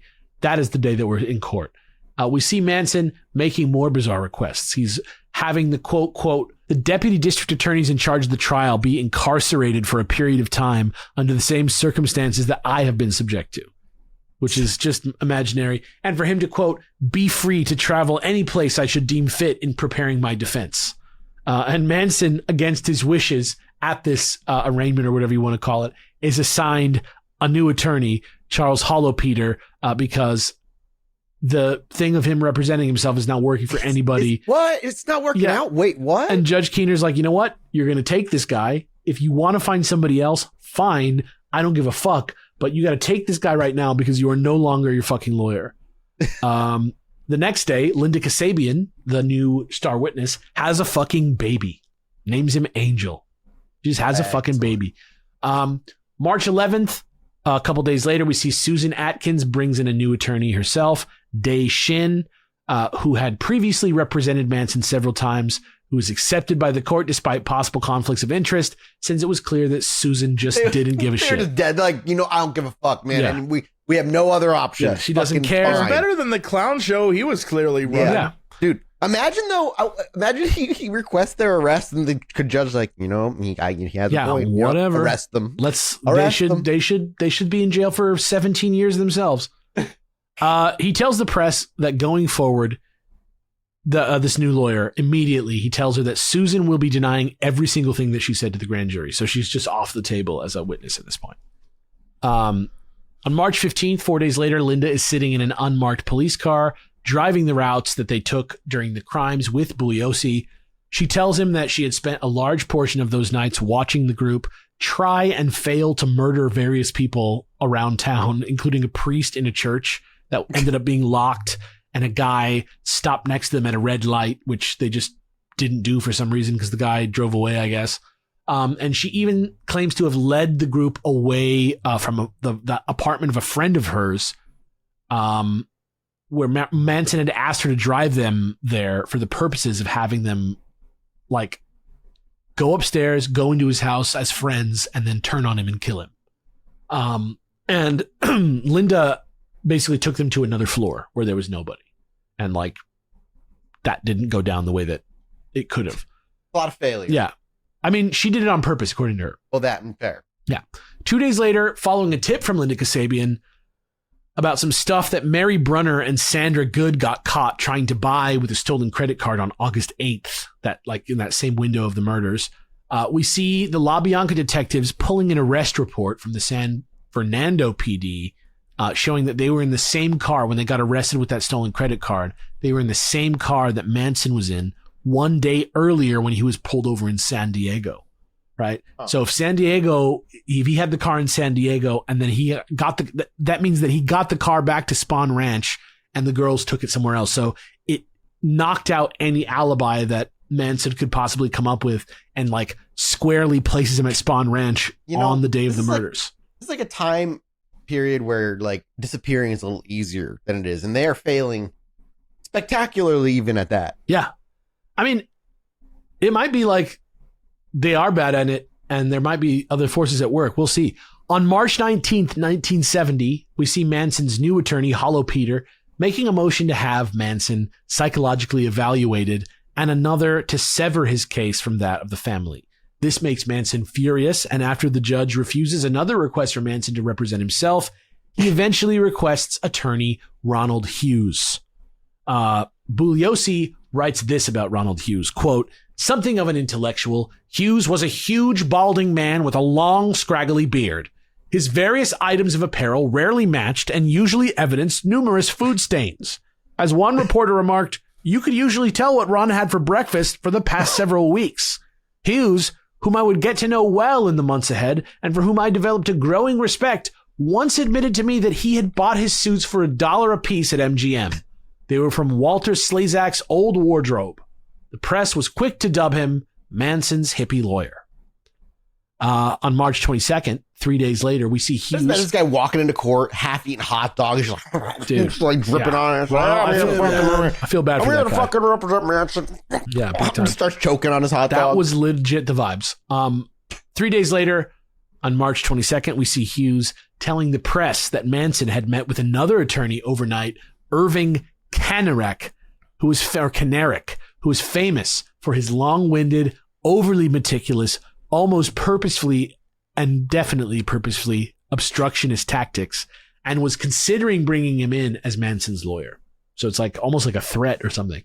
Bugliosi, lawyer number 72. Well, dude, Jesus. Look, Bugliosi pulls a great quote about Kanarek from Superior Court Judge Raymond Roberts in the transcripts from The People versus Bronson, in which he says to Kanarek, quote, "I am doing my best to see that Mr. Bronson gets a fair trial in spite of you. I have never seen such obviously stupid, ill-advised questions of a witness. Are you paid by the word or by the hour that you can consume the court's time? You are the most obstructionist man I have ever met. You take interminable lengths of time in cross-examining on the most minute, unimportant details. You ramble back and forth with no chronology of events to just totally confuse everybody in the courtroom, to the utter frustration of the jury, the witnesses, and the judge." So that's the kind of guy Irvin I feel like if it was him, his response would be like, "But does it work?" Right. Because it it's clearly weird. must. It's weird because as much as we're going to slam on this guy for the rest of this episode, I don't want to slam this man. Bugliosi goes out of his way to be like, listen, this guy sucks. He's an asshole. I hate everything about him. I hate it what he does. The dude was not being facetious ever. The dude was like, this is my job to like do this with the law. I do it. And he takes it seriously. And he says he fought for Manson like he was fighting for his own fucking life. So, you know, all the shit I'm going to say about him right now that's going to make you hate this guy, just remember that he did it completely in good faith. It's also literally his job. Yeah. Like, but that aside, even Bugliosi, his like probably the guy who was most affected by him was like, dude, I don't respect your game, but you're a good dude. I mean, he's clearly trying to like, it's like people who play it's one of those, if Blue you in don't Magic. have the facts, you know, you have to argue something. So Yeah, it's like the people who play Blue in Magic the Gathering. I hate them. Yeah, but no, I but respect very your much, it's that kind of vibe. Next, in the last week of March, we see Bugliosi asking Lotsa Papa if he will have the bullet that Manson put in him removed so they can forensically link it to Manson. Citing the considerable risk to his health and his safety, as well as a sense of pride that he has gained about having the bullet in his body, Lotsa Papa declines. That same week, we also see Inyo County Police getting an anonymous tip that Paul Watkins is going to be killed by the family for talking to the police. And 3 days later, on March 29th or 30th, we see Watkins being pulled from his burning Volkswagen van with second-degree burns on 25% of his body, saying he was, quote, unsure of the origin of the blaze, but that earlier that night he'd had an altercation with several girls at the ranch who he walked out on when they called him a, quote, Judas for what he'd done. So I don't know if that was what it seems like it was, but it might have been. On April 13th, we see Manson filing an affidavit of prejudice against Judge Keene and has him replaced with Judge Older. And every defendant can do this once, but just to spare everybody the nightmare, the defense team gets together and they decide, yes, we are going to accept Judge Older. And now June 15th is set as the start date for the trial. God, it's just... Yeah. The court system is just so nuts. It's fucking nuts. Slow. On April 16th or 17th of 1970, a couple days later, we see comparison tests were finally run between the shell casings from Spawn Ranch and the gun found by Bernard Weiss's son near Cielo Drive, the .22 Longhorn revolver that had already been confirmed as the murder weapon, finally establishing a complete link between Charlie, the family, the weapon, the murder, all one thing, all the same gun, big danger, time to fuck shit up. It's like a physical evidence to support this more hearsay evidence, right? And now, as we switch time periods again, I just wanted to say, I hinted at this next part last episode when we were talking about how it was possible that despite all the crimes that they were clearly so guilty of, that the entire family was released scot-free 3 days after what at the time was the largest police raid in California history, if you remember, which Bugliosi said all came down to them being released for all having been arrested on a misdated warrant. Apparently, back in the distant retro year 2000, that did not sit right with Tom O'Neill, who we've got time slices of heading back to the source to see exactly why the leniency exhibited towards the family so regularly rubbed him so hard the wrong way. You know what I mean, Mathis? Oh, yeah. Yeah, but I don't like it when it's the wrong way. Yeah, you want to just get it rubbed so hard the right way. Specifically pointed out Mathis. That's in my script. That's in my script. One wrong way a month is probably good for variety. Yeah. There's no wrong way to rub a hard one. That's what I always say. Exactly. Yeah, I like that. Chilluminati. That's our new tagline. Patreon.com/Chilluminati pod. There's no wrong way to rub a hard one. That's your actually the $10,000 Jesse. We're going to do a poster that's the two of us, and it says there's no wrong way. It's like it has the Chilluminati logo, and then like a third sliver of the poster is like Jesse, and it says Chilluminati podcast. A bunch of guys being chill. What's supposed to be where Jesse is just a silhouette of him, but he's just not there. It says Chilluminati pod. Don't swear in the first 30 seconds. Though I guess we can now. Yeah, I guess that's done YouTube. Now. Yeah, I guess we made it. You fucker. We lived. We survived that bullshit. Anyway, the first time slice. IDs for YouTube. I just got my real ID. Anyway, the first time slice shows us that O'Neill interviews retired detective Charlie Gunter, who tells him Bobby Beausoleil lies, and that him calling the ranch after he was arrested is the sole reason that the Tate LaBianca murders ever happened. This is the copycat theory again, which is that they just wanted to make it look like the same as Bobby Beausoleil so that they would let Bobby Beausoleil out because it clearly wasn't him. It's all this theory is. He had a wiretap of the call that he never showed anyone, which was destroyed, and he wanted to get it off his chest after 30 years. That's what Charlie Gunter had. He asks O'Neill to get Aaron Stovitz, Bugliosi's co-prosecutor who heard the illegally recorded tapes before they were ordered destroyed. He says, quote, get Stovitz to say it. Say Charlie Gunter gave me this reluctantly. Say I owned up after a long conversation and did it reluctantly. Ask him, how can it hurt? Promise me. I don't want them to all back out on the street. I'm worried this will do it. I'm worried this will put him out on the street. That same year, we have O'Neill discovering a quote from Aaron Stovitz, the guy that he's talking about, in a 1970 Rolling Stone article under the pseudonym Porphyry, where he says Beausoleil, quote, puts a phone call in at the ranch telling them that he was arrested there and telling them he hasn't said anything. Now, this is only a supposition on my part. I don't have any proof to support it. I suppose he, meaning Manson, said to himself, how am I going to help my friend Beausoleil out? By showing that the actual murder of Hinman is still at large. So I know that Melcher used to live in this house on Cielo Drive. Go out there, Watson, with these girls and commit robbery and kill anyone that you see there. Don't forget to leave. And this is very important because in the Hinman case, they wrote political piggy in blood. He said, don't forget to leave a sign. Then we can see O'Neill at his second visit with Stovitz in late summer, denying knowing anything about the tape at all besides, quote, rumors, and who tells him, quote, tell Charlie Gunter Mr. Stovitz has a great deal of faith in you, but unless you have some notes, it didn't happen. Which is crazy. O'Neill calls Gunter back the next day. He's just told him what Stovitz said. It deflates him, and all Gunter has to say back is that how he wants it? Then let's drop it. You're just not going to be able to use it. That's all. So that's crazy.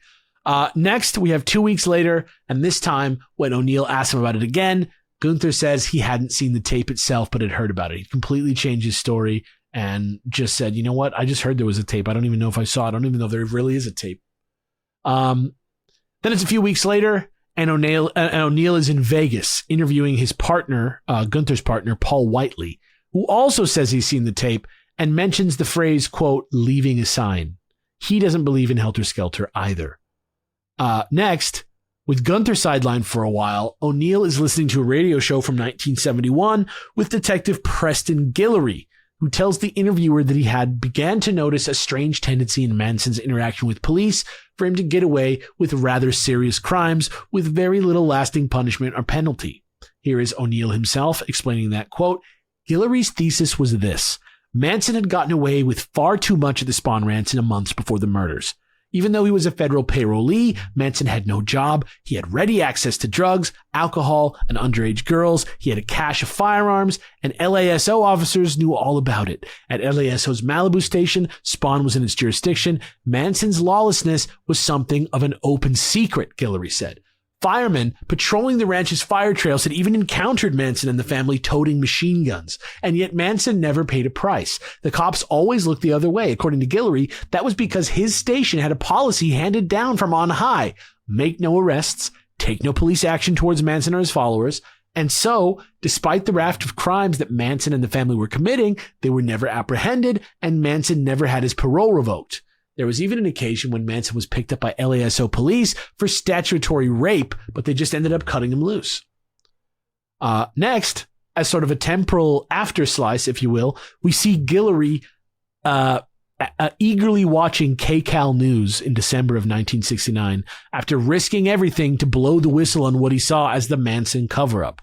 In the middle of the broadcast, which does not feature almost any of the information that he leaked, the phone rings. It's Internal Affairs saying they know he's the leaker, and he loses his job at the sheriff's office.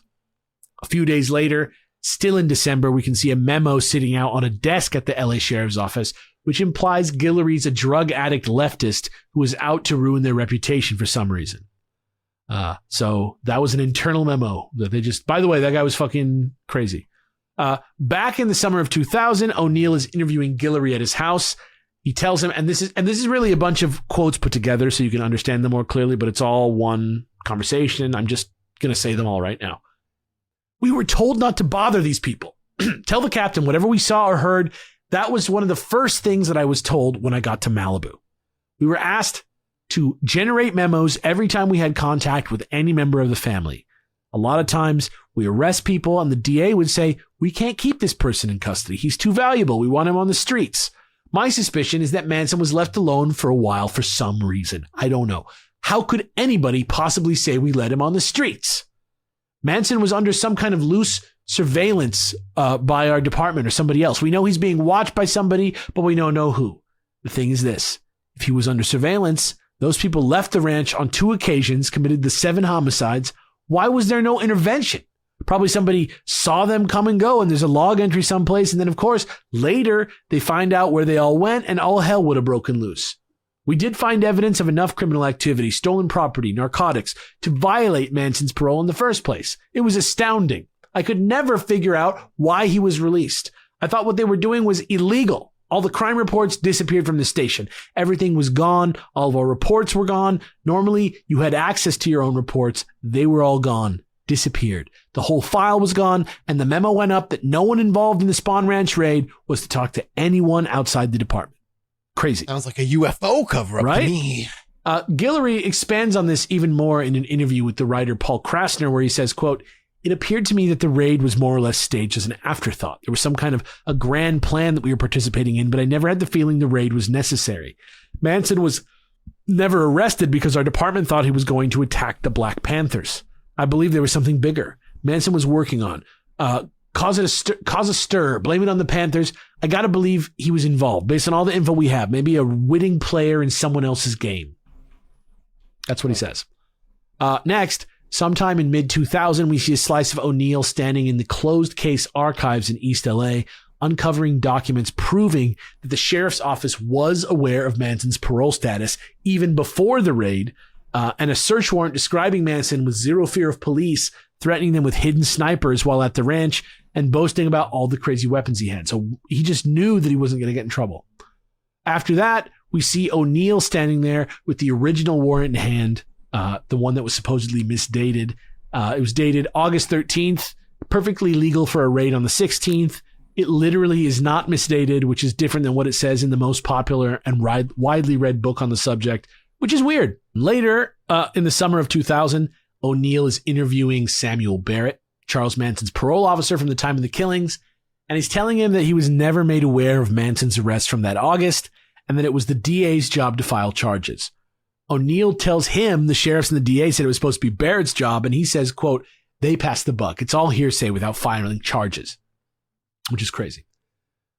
A few months later, and we see O'Neill visiting former DA of Van Nuys, Louis Watnick, completely unrelated character specifically chosen again for his outside expert opinion to show him the documents that he found out about the raid. And he says, quote, chicken shit. This is all a bunch of chicken shit. It dovetails right in. Yeah. Manson was an informant, maybe big, possibly the FBI. You know, there's an old saying, an enemy of my enemy is my friend. So if Manson figured out this black-white confrontation, he may have been giving out information to the FBI, helicopters, agents carrying automatic weapons, 3 different departments, 4 weeks of official surveillance. They had this massive raid and everybody's released 2 days later. The more that he's released, the more I feel that he was released because they got more out of him by having him released. They've been watching this guy for something large. The thing that I wonder about is who was watching. That's what this totally unbiased guy says. In 2005 now, jumping ahead on the timeline for a bit here to resolve the specific storyline, we see Tom O'Neill calling the sheriff's office for access to the archives again, and by their furious reaction, he discovers that no one really knew he was looking at all that stuff in the first place, besides Gunther and the guy Gunther called to let O'Neill into the building. Next, weeks later, we see O'Neill waiting for over an hour to have a dinner with the, quote, contemptuous and condescending Sheriff Lee Baca himself, who denies that there's anything to see here, explains anything that doesn't make sense as sloppy, incompetent police work, and gives O'Neill the number for the sheriff's office expert on informants. So that's who he calls, Commander Robert Osborne. The dude tells him that, quote, it's possible that a phone call was made, yes, but what benefit would be gained by keeping it a secret forever? The theory that somebody asked them to do something different than the norm is not implausible, though I don't know why they wouldn't tell you. I can't imagine why they would want to keep it a secret. I don't see anything to be gained if, in fact, there was some other agency involved in 1969 or 2005 to keep that quiet. So that's what the sort of like another impartial guy said. In 2014, we watched Detective Gunther die, frustrated that he had to give up on telling his story, and also that in his interview, Lee Baca implied that he was incompetent after spending 20 years in homicide. Flash forward to 2017, we briefly catch a glimpse of a jury finding Sheriff Lee Baca, who had always been known to flaunt his power, offer favors to friends, and accept bribes, guilty of obstructing an FBI investigation into abuse in county jail. So he went to jail for that.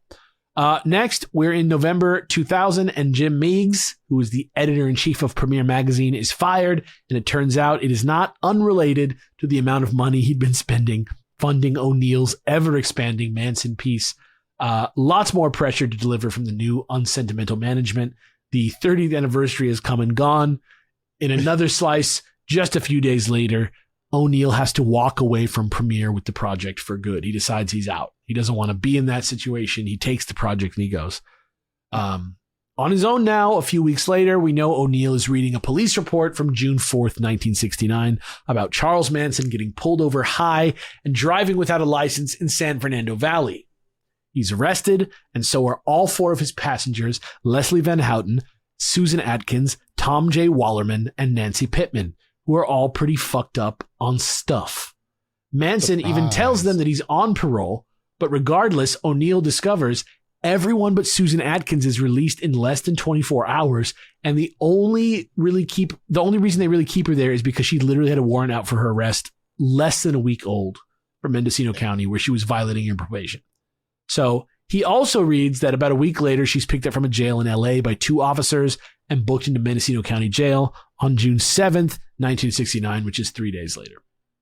According to O'Neill, the case against her was airtight, writing, quote, she had probation officers in both LA and Mendocino, and neither was happy with her. According to their report, she'd brazenly defied all attempts at supervision since her sentence was imposed.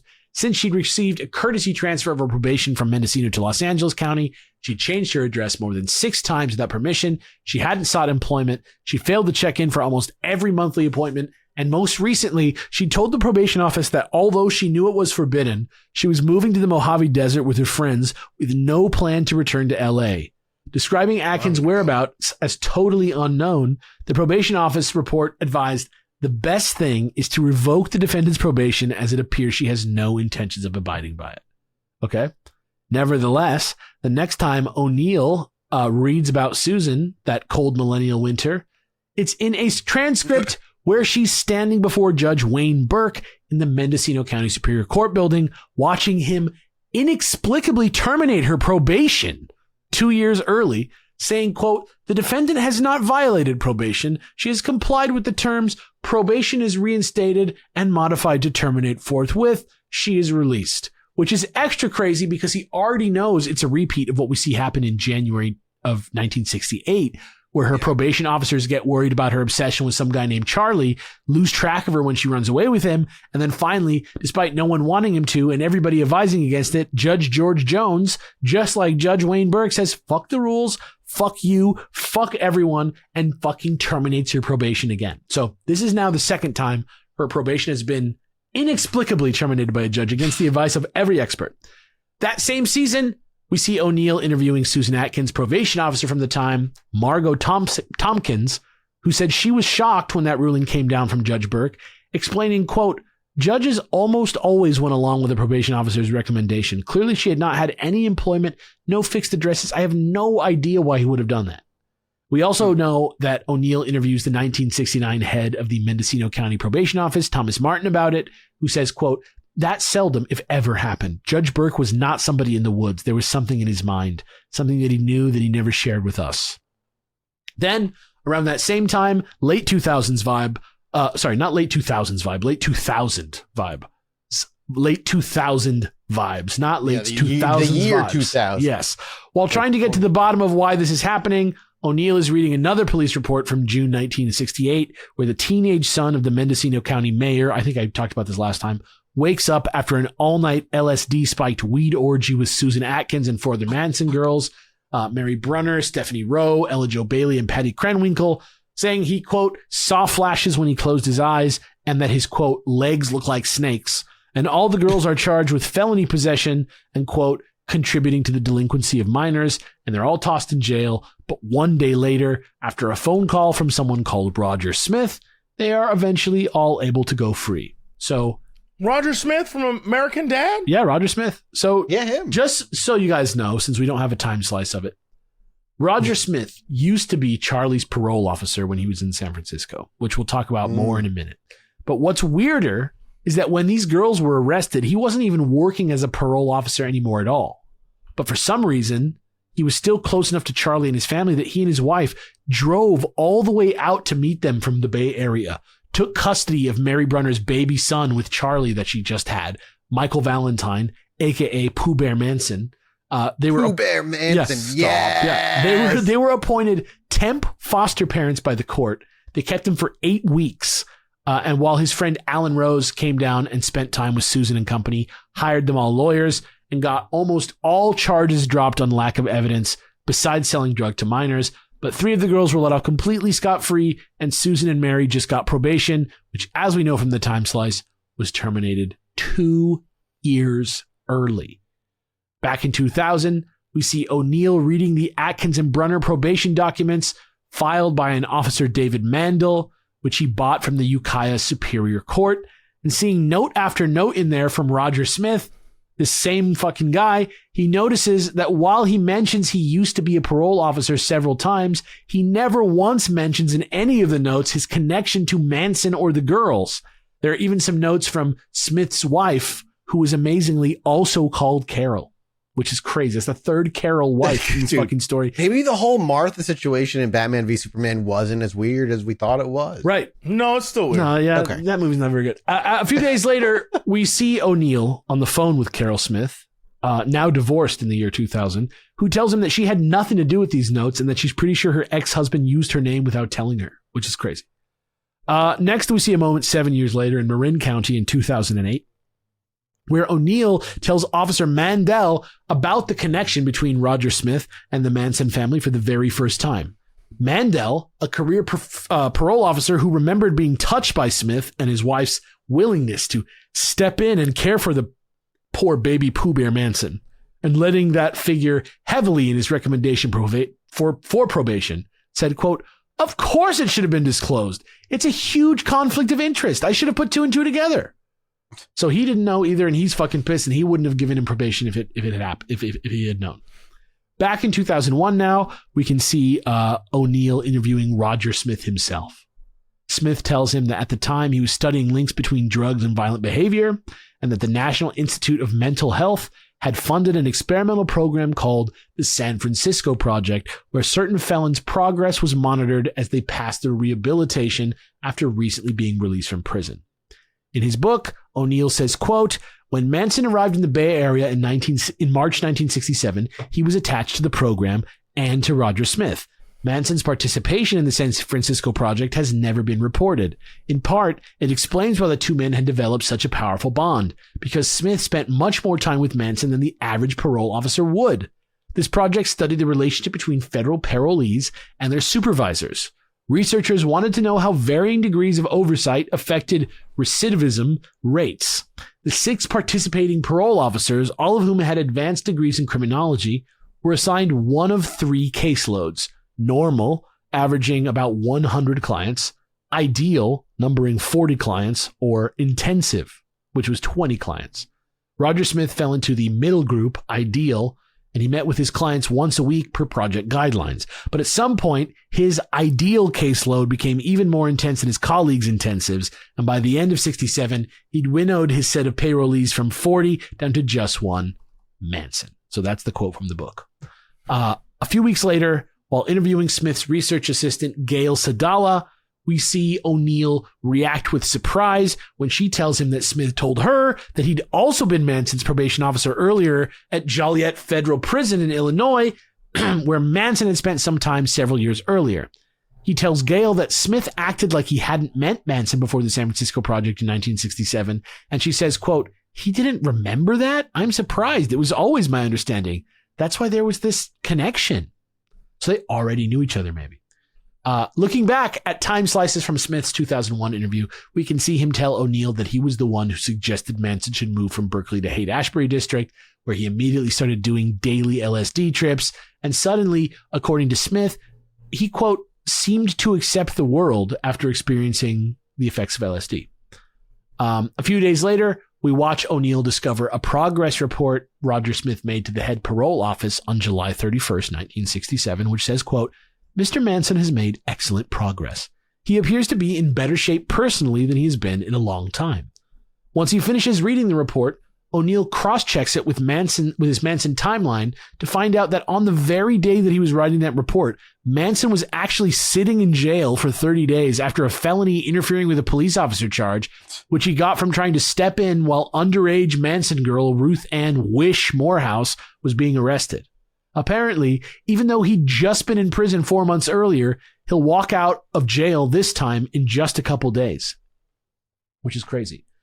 When O'Neill asked Smith about it, he said he didn't know about that conviction and had no excuse for why. In the same letter, he asked for permission to let Manson travel to Mexico to play music in a hotel band without even mentioning Manson's history, which we touched on last time, of being arrested and deported to Mexico from Laredo, Texas, as recently as 1960 during his pimping days, when he was pimping children and splitting the proceeds with their parents.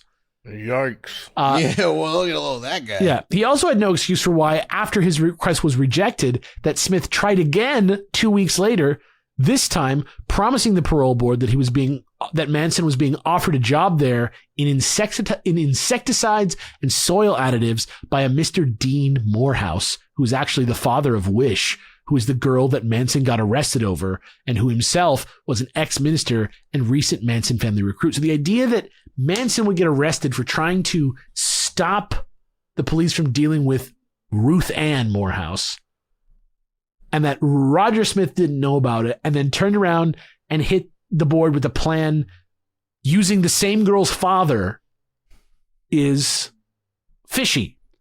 A little bit. Yeah. In fact, Smith just says he did it to show Manson it wouldn't work, and that, quote, in hindsight, it was not a good decision. But O'Neill doesn't buy this, and he asks, quote, twice? And at the expense of your own credibility? And then Smith crashes out and says, quote, if you want to be conspiratorial, yes, I was doing research on Mexican drug trafficking at the same time I was trying to send him there. So yes, you can make it look like that, but that wasn't what it was. I wasn't a career PO. I only did it for a couple years because I needed the money while I did my dissertation. My wife was a teacher, but we had no money. Was I a career committed parole officer? No.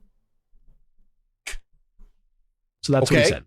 Strangely, though, if we recheck the slice where O'Neill is reading the probation reports for Susan and Mary, It says they claim to have spent all winter with Manson in Mexico, and nobody can find any other record of their whereabouts to dispute it. And it seems like Manson really did end up in Mexico that summer somehow, maybe, possibly. Man, this guy, they can't keep a handle on him. Dude is like the opposite of Solid Snake. I don't get it.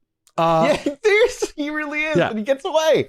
A few weeks later, in 2000 or 2001, we see O'Neill writing an angry letter to the Parole Commission spokesperson, Pamela A. Posh, asking her how Samuel Barrett could have ever taken the stand at the Manson trial and described his parole file, which in 2001 only contained 69 redacted pages of a promised 138 pages.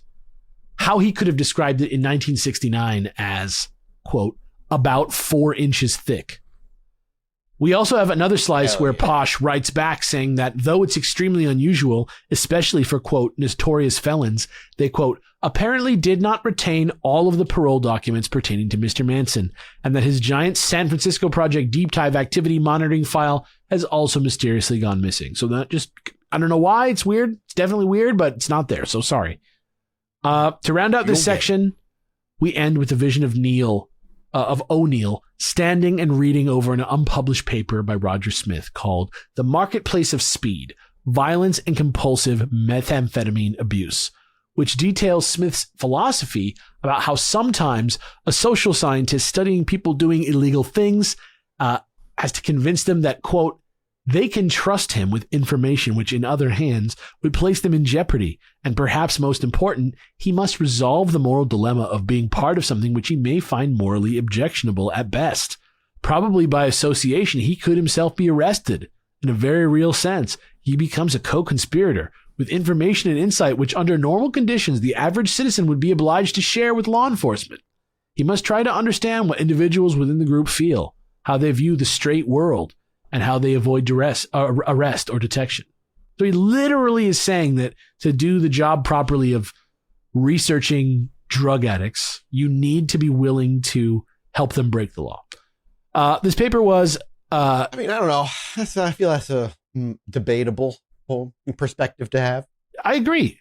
This paper was a dissertation which Smith submitted to Berkeley in August of 1969, just before the murders, but was the result of research, which has never been published, by the way, which was conducted with funding from the National Institute of Mental Health, which is the same organization that funded the San Francisco Project under a different umbrella, which Smith himself titled the Amphetamine Research Project, or ARP. So now we've got the San Francisco Project and the ARP, both under the National Institute of Mental Health. He formed the ARP to study hippies who did speed out of his HQ at the recently launched Haight-Ashbury Free Medical Clinic. Yeah, I'm studying. Yeah. No, in order to get an understanding how it works, I figure I have to do it with them, not to get addicted, but just to see their perspective on the world. Right. I'm also running another study about porn. Yeah. And in order to, so I got to research that too. It's about getting my dick sucked and eating chili dogs. It's crazy. Yeah, there's also that whole orgy thing people was having. I want that. We're going to run studies on that too. And chili dogs. We're going to run study on, what makes chili dogs so good? We're going to run studies on that. And if we can combine them, we can weaponize it against them. Do chili dogs make orgies better or worse? It's really like that, almost exactly, except he's like, what happens when we give speed to people?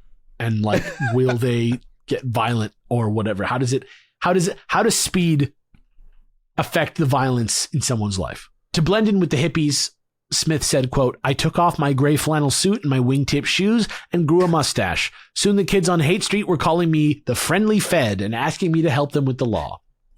Strangely, that's all it took. I just go grow a mustache and I'm a hippie. The last slice from this section comes from August 18th, 1977 of all times. And of all places, we seem to be in the breakfast nook of one John Lennon, ex-Beatle, in New York City, where sitting on the bar is a copy of the Washington Post, open Grant to... Morrison summoned the head of Lennon. Yes, he did. Do you think someone could summon the head of Manson? What? I definitely think LSD I definitely think you could, but I wouldn't want to. I don't want to No, I wouldn't want to either, bro. I don't want to be confronted with that much Manson-ness at once. I don't think I can handle that. Pure Manson-ness. I don't need that. He probably has old man smell too. It's probably bad. Old Manson smell. Nasty, dude. And he just yells at you in nonsense the whole time. Yeah. So sitting on the bar of John Lennon's breakfast nook is a copy of the Washington Post from that day, open to an article revealing that the directors of the National Institute of Mental Health had allowed the CIA to use it as a funding front to various ends, including giving LSD to federal prisoners in Kentucky to the tune of $300,000 through the Office of Naval Research, saying, quote, "The report said that Dr. Harris Isbell, the then director of the center, was approached by Sidney Gottlieb, the CIA man in charge of MK Ultra, who told him that his research with LSD was important to national interests." The report goes on to say that without specifying a precise interest on the part of the CIA, Mr. Gottlieb stated that the CIA would provide money to continue these studies. Anyway, we'll be talking more about that later. For now, it's trial time. It's June 15th, 1970, the first day of the trial, and Kanarek is fighting the court to keep the jury from being sequestered. We cannot see into his mind, but in his book, Bugliosi speculates that until this point, Kanarek had been completely against any type of publicity, and so he thought that this was maybe likely a taste of how Kanarek would fully take on requests and fight even directly against his own recommendations if he had to, if it came from his client. They end up sequestering the jury at the Ambassador Hotel anyway. It's a very famous hotel in LA. It's the one where Bobby Kennedy was killed. It's not there anymore. But it's a nice hotel, so they were in a nice place, and they better have been because they were there for a while. The questioning was designed to eliminate anyone who couldn't vote for the death penalty and people who'd already read Susan Atkins' leaked confession. On July 14th, my birthday, we see both the prosecution and defense accepting the jury selections. Peace on my birthday. On July 17th, we see Leslie Van Houten formally requesting Ira Reiner be replaced as her attorney by Ronald Hughes, the hippie lawyer. Once again, despite the obvious conflict of interest, likely in accordance with Manson's commands behind the scenes. So this is literally a guy who was Manson's lawyer already in this same case, now representing somebody else, which is like crazy. He's got a job. On July 24th, everyone is waiting for opening statements to start, but when Manson enters the courtroom, everyone is surprised to see he's carved a bloody X into his forehead overnight with something pretty sharp. Outside on the street, family members passed out a type... Only his first evolution. Right. Outside on the street, family members passed out a typewritten statement from Charlie about it, which said, quote, "I have X'd myself from your world. You have created the monster. I am not of you, from you, nor do I condone your unjust attitude towards things, animals, and people that you do not try to understand. I stand opposed to what you do and have done in the past. You make fun of God and have murdered the world in the name of Jesus Christ. My faith in me is stronger than all of your armies, governments, gas chambers, or anything you may want to do to me. I know what I have done. Your courtroom is a man's game. Love is my judge." What a fucking killer final line, though. Like that last line. That's why they like him. That's why they like him. It's the same reason people like to this day are like, you gotta admit, Trump's got jokes. You're like, what the fuck, dude? Irving Kanarek interrupts Bugliosi's opening statement with 9 separate objections, all of which are overruled. And when Bugliosi's done, Kanarek requested the whole thing either be stricken from the record for the trial. Stricken from the record, or for the trial to be declared a mistrial. He is denied on both requests. Witness testimony begins with members of the victims' families and their friends and continues with William Garrettson, who's the guy who had been in the back house the whole time that the murders at Cielo Drive took place. Bugliosi asks him how loud the stereo was. He says, medium loud. After court was over that day, Manson told the sheriff deputy escorting back to lockup that he'd probably pay $100,000 to be set free, and that he really just wanted to go back and live in the desert, and that he'd heard officers who release inmates they're not supposed to only get a 6-month sentence. The next Monday, July 27th, we see that over the weekend, Leslie, Susan, and Patty have also put X's on their foreheads, but they did theirs with a burning hot needle, so it's blistered. By Wednesday, we see that almost everyone. Yeah, that's like gotta be more painful. I feel like it definitely is like more dangerous to do it that way. I don't know. I don't know which one's worse. But by Wednesday, we see almost everyone in the family has now done the exact same. The same day, it's like wearing the fucking. I'm sorry, I just keep thinking of the fucking bandage deer. Yeah, fucking in the trench for Trump. And everybody's fucking wearing that stupid bandage. Yeah, it's literally just idiots, guys. Can I just tell you this? I'm not anybody here. Somebody I know literally used the argument that they don't see people driving around with like Biden or Harris merch, so it makes no sense that anybody like wanted to vote for them because they weren't wearing like branding. There's no like fandom. People There's no fandom out there. I'm like, there's no hype beasts out there. What the? There's no hype beasts out there. Yeah, nobody wearing a fucking earpiece, ear bandage. That same day, Linda Kasabian, star witness, begins her testimony, and Kanarek does his first objection as soon as the clerk asks her to raise her right hand on the grounds that she's insane. And he causes a scene in front of the jury in which they say all kinds of irresponsible things, like she did LSD 300 times and went crazy, and claim they'll prove it all later. And Bugliosi's like, how is this happening in front of the jury? Like, what in the fuck are we talking about here? After she's sworn in and asked if she's aware she's charged with 7 counts of murder and 1 count of conspiracy to murder, Kanarek objects and moves for a mistrial. It takes 10 minutes for Bugliosi to ask another question. By the 29th of July, we see Kanarek object over 200 times to Linda Kasabian's testimony. He's found in contempt of court and sentenced to a night in county jail. Man, after that many times, that's it. Later that day, Ronald Hughes is also found in contempt for saying, quote, "That's a lot of shit, Your Honor," to something Bugliosi said, and also has to spend the night in jail. But that's only because even though, unlike Kanarek, he had the option to pay $75, he instead had to take the jail time after telling the judge, quote, "I am a pauper, Your Honor." And the judge did not care and sent him to jail anyway. That's nuts though. That's crazy though, because that guy went on for so long before he went to jail, and that one other dude just like so annoyed, and he's just like, "No, you." That describes our court system. It's because the first one. It's because the first one happened, and then you can't be like lenient on the next guy. It sucks. Oh man. During Linda's testimony, as she describes the instructions that Charlie gave to everyone on the night of the Tate murders, we can see Charlie staring straight at her, dragging his finger across his neck in a slitting motion. Can't believe that happened in court. Can't believe that happened in a courtroom. So cartoonish, and then it just kept going anyway. Like, oh, that's just Charlie, I guess. Next, that's how it is. That's how it is with all bad people. Next, at a press, where you're gonna fucking die. You might as well just stood up and was like, "You're gonna die, bitch." And next at a press conference in Denver on August 3rd, 1970, we see then President Richard Nixon commenting on how the press makes heroes out of criminals, and he fails the. Yeah, dude. And he fails to use the word alleged when he says... Maybe we're not living through unprecedented times. We are not. Maybe we're not living through something that hasn't been done many a time over. We've definitely been presidented a lot of times. Yeah. So Nixon fails to use the word alleged when he says, quote, "I noted, for example, the coverage of the Charles Manson case, front page every day in the newspapers. It usually got a couple minutes in the evening news. Here is a man who was guilty, directly or indirectly, of 8 murders. Yet here is a man who, as far as the coverage is concerned, appeared to be a glamorous figure.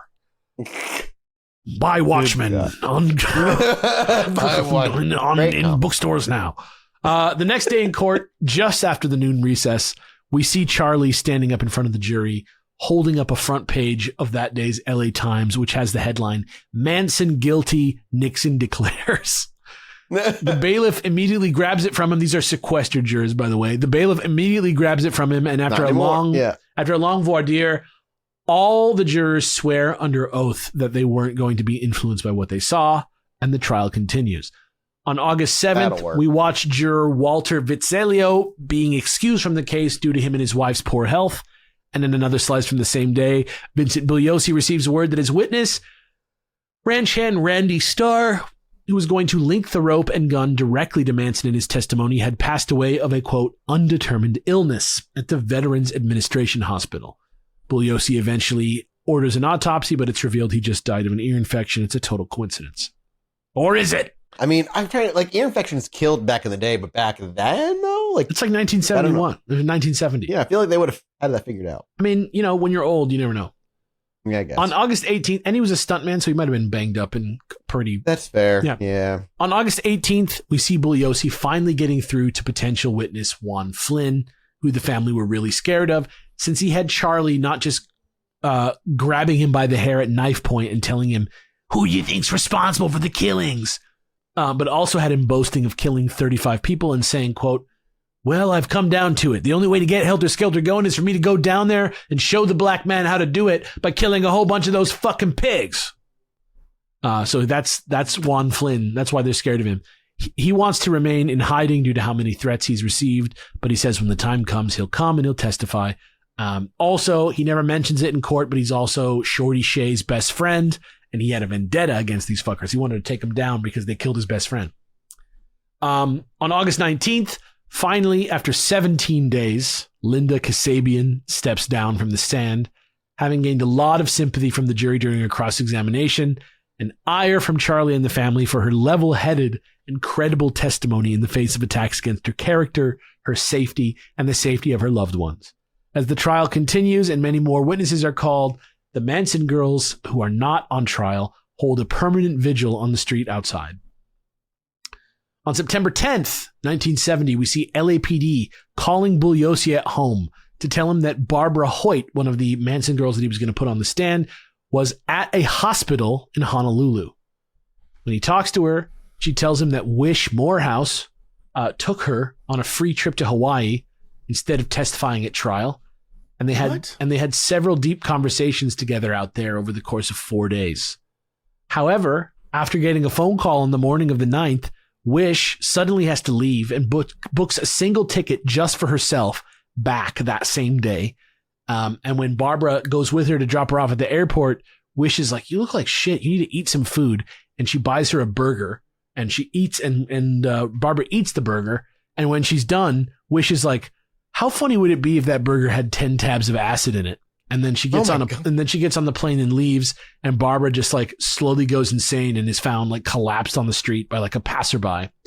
And ironically, it was this event that weeks later convinced a fully recovered Barbara to actually come back and fucking testify.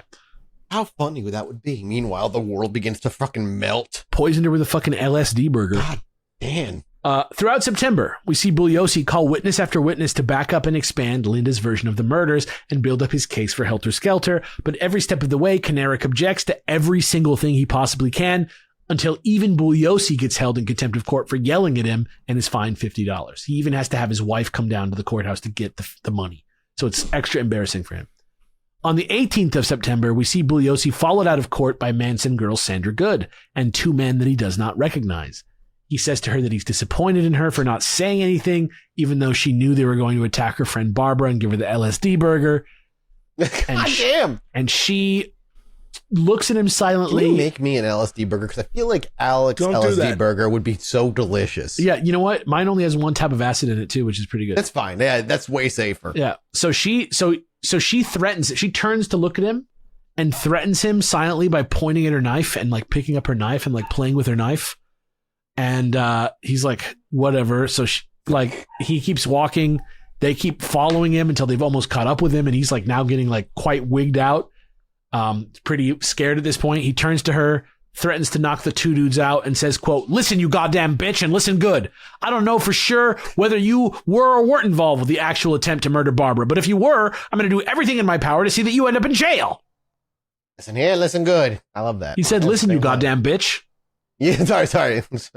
So that was on Friday after court. And on Monday, the 21st of September, we see Irvin Kanarek filing a motion that Bugliosi was interfering with a defense witness and should be held in contempt, and added that according to Section 415 of the Penal Code, he should also technically be arrested for making obscene remarks in the presence of a female.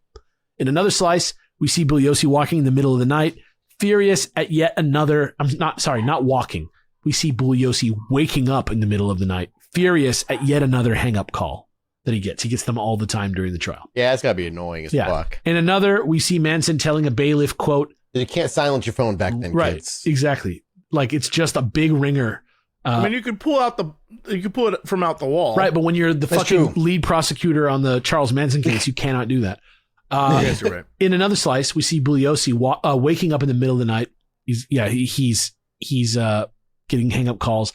Then we see Manson telling a bailiff, quote, "I'm going to have Bugliosi and the judge killed." The next day, we see Bugliosi being assigned a bodyguard for the duration of the trial.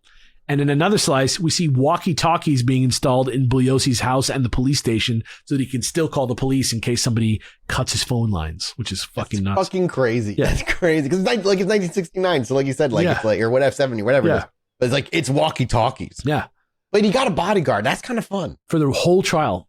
That's kind of fun. Kind of stressful. Listen. There had to have been a couple days that man didn't have anything to do, and like he had some fun with his bodyguard out in public, walking around like feeling like a badass or something. Sure. I'm sure it's not totally shitty to have a bodyguard. What's that movie with Owen Wilson that came out where the kids have a bodyguard a couple years ago, like 10, 15 years ago? It doesn't matter. Next slice on October 15th, after the testimony of Barbara Hoyt and Juan Flynn, Manson, who had been acting kind of tense all day because he was starting to realize how Bugliosi was going to make his case, he gets into a little back and forth with the judge after he makes the unserious suggestion to cross-examine a witness himself. He threatens the judge when he says and the judge is like, I'll have you removed. And he's like, I have my own way of removing you.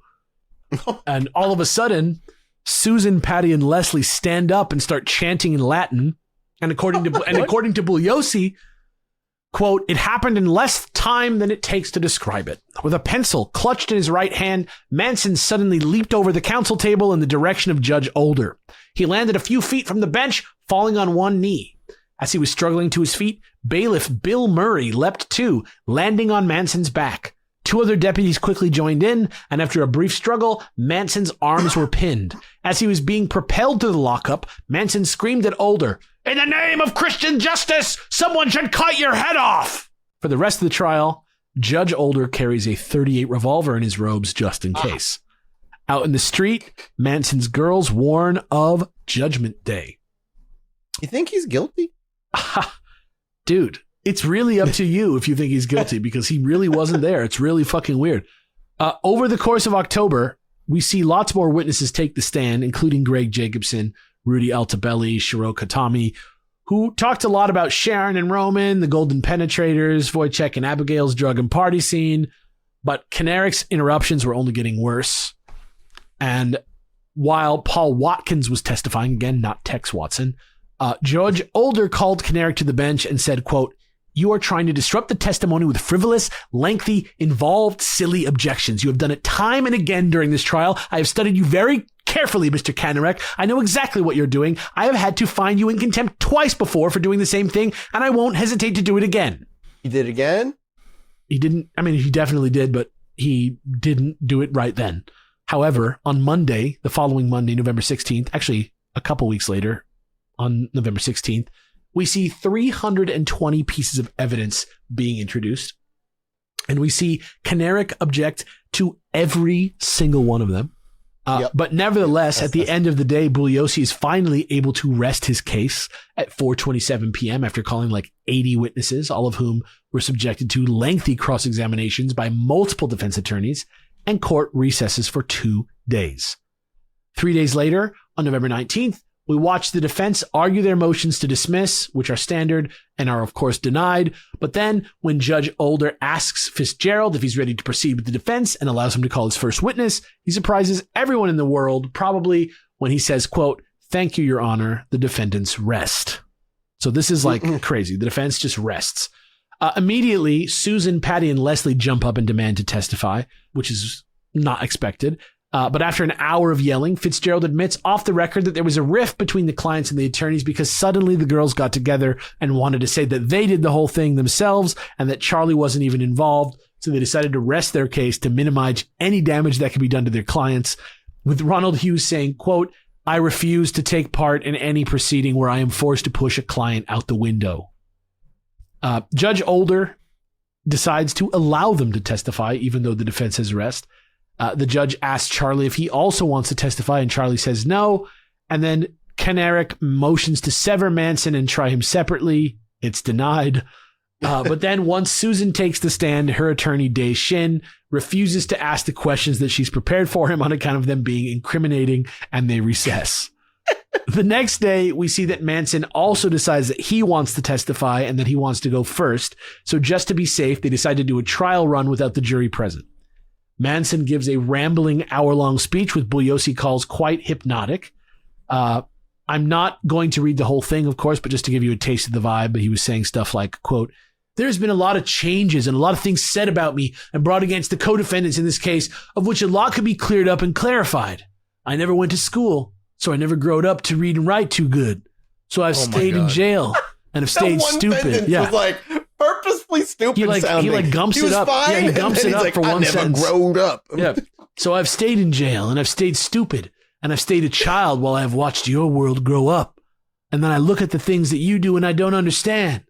You eat meat, and you kill things that are better than you are. And you say how bad and even killers your children are. You made your children what they are. These children that come at you with knives, they are your children. You taught them. I didn't teach them. I just tried to help them stand up. Most of the people at the ranch that you call the family were just people that you did not want. People that were alongside the road that their parents had kicked out, that did not want to go to juvenile hall. So I did the best I could. And I took them up on my garbage dump, and I told them this, that in love, there is no wrong. I told them that anything they do for their brothers and sisters is good if they do it with a good thought. I was working at cleaning up my house, something that Nixon should have been doing. He should have been on the side of the road picking up his children, but he wasn't. He was in the White House sending them off to war. I don't understand you, but I don't try. I don't try to judge nobody, man. I know that the only person I can judge is me, but I know this, that in your hearts and your own souls, you are as much responsible for the Vietnam War as I am for killing these people. I can't judge any of you. I have no malice against you and no ribbons for you. But I think that it is high time that you all start looking at yourselves and judging the lie that you live in. So that's what Charles Manson said.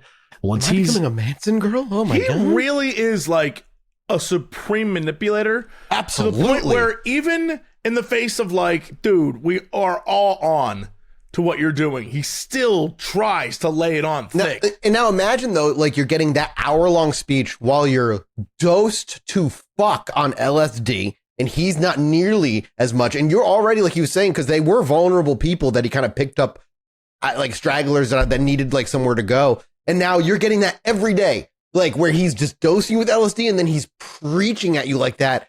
You're going to see like God in him after a long enough time of him manipulating. So like, yeah, he wasn't there, but he's fucking 100% responsible for their fucking deaths, for manipulating these victims. And they're responsible too, but for different reasons. Like his leg, the fact that he was like, I didn't get to grow it up, I'm stupid. Like, but then he immediately goes back to being poetic.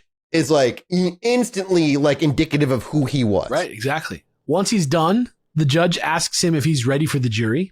And he says, I've already relieved all the pressure I had. And then he walks over to the girls and says, quote, you don't have to testify now. And he sits back down. Then the defense introduces their exhibits and the court takes a 10-day recess for both sides to prep their closing statements. On Monday, November 30th, when court resumes, Ronald Hughes is mysteriously absent, having gone missing while camping near Sespe Hot Springs. He died of a heart attack from one too many hot dogs at court. He disappears while camping near Sespe Hot Springs, where he was seen and spoken to by several groups of teens who were all in the area and who said he seemed fine and looked good and was in no danger. His abandoned VW was found and had some court documents inside, but others that he was meant to have, including Leslie Van Houten's secret psych eval, were missing. When the story makes the news later that week and reporters visit the place where he lived, they find a mattress inside of a friend's garage behind their house in a filthy space filled with trash and one neatly hung bar certificate. This is the reporters find this? They just go to see where he lives, and that's what they find. I was like, this is before like the times like the cops bar that shit off. The reporters are just like in there. On December 3rd, we see Hughes replaced by attorney Maxwell Keith, who had a lot of homework to catch up on to the tune of 18,000 pages. And on December 8th, we watch as Judge Older informs the jury they're going to be sequestered over the holidays. And on December 12th, we see the sheriff's office suspending their search for Ronald Hughes, who at this point is assumed to be dead, which is crazy. That's nuts. Yeah. Once court reconvenes on December 21st, 1970, we see Bugliosi start to make the prosecution's opening argument, which sets up the helter-skelter motive, demonstrates his control over his followers, and shows the involvement and culpability of the other girls. When he finishes this 3-day presentation after Christmas recess on December 28th, thanks to Canaric's constant interruptions, it lasts that long. Charlie has tried. You think he was monotone the whole time he did it? I never have heard him talk. I've never heard Canaric talk. I wish I did, because he sounds like Bueller guy. He sounds like an interesting cat. Stein. He sounds like an interesting cat. At one point, he like had a nervous breakdown and got hit by a car because his wife left him and he like had to get back from that and his life hit rock bottom. Man. Crazy guy, Canary. Now I feel bad. So during that 3-day presentation that lasts a week because of Canaric and Christmas, Charlie has tried to break out of jail with some kind of string contraption. Juror morale has slipped. Somebody like was hanging up like some papers in the lobby of the hotel that said "Bah Humbug" on them and stuff. And Sadie, as she's walking by during court one day, Susan was able to grab some of Bugliosi's notes and rip them in half, for which he calls her a, quote, little bitch under his breath, which he seems to have a bad habit of doing. It makes the front page of the Long Beach Independent with the headline, "Manson prosecutor takes swing at Susan." And from then on, the defendants are not allowed back in court and stay in the lockup until the end of the trial, which they probably should have done quite some time ago, before Manson took a swipe at the judge. Yeah, with a fuck, trying to stab him with a pencil. In Fitzgerald's closing statements, he spends more time defending Charlie than his own client and never once asked the jury for a not guilty verdict for her. In Shin's closing, he says about one sentence per witness in an attempt to rebuke them. Maxwell Keith argues that Leslie Van Houten couldn't be to blame if she really was as brainwashed as Bugliosi said. And Canaric's argument takes more than twice as long as Bugliosi's at 7 full days of testimony and goes all over the place. Yikes. Yeah, that's a long time. On the 5th day, the jury sends a note to the bailiff requesting no dose for them and sleeping pills for him. Oh my God. On the 6th day, Judge Older says, quote, "You are abusing your right to argue just as you have abused practically every other right you have in this case. There is a point, Mr. Canaric, at which argument is no longer argument but a filibuster. Yours is reaching that point." And finally, on the 7th day, reaching it, still not there. He goes one full day after that and ends his thing by saying, "Charles Manson is not guilty of any crime," which is hilarious. At one of the noon recesses during Canaric's closing, Manson asked to see Bugliosi, and he says he wants to correct some misconceptions about himself, saying, quote, "Hippies don't like the establishment, so they back off and form their own establishment. They're no better than the others. I'm a very selfish guy. I don't give a fuck for these girls. I'm only out for myself.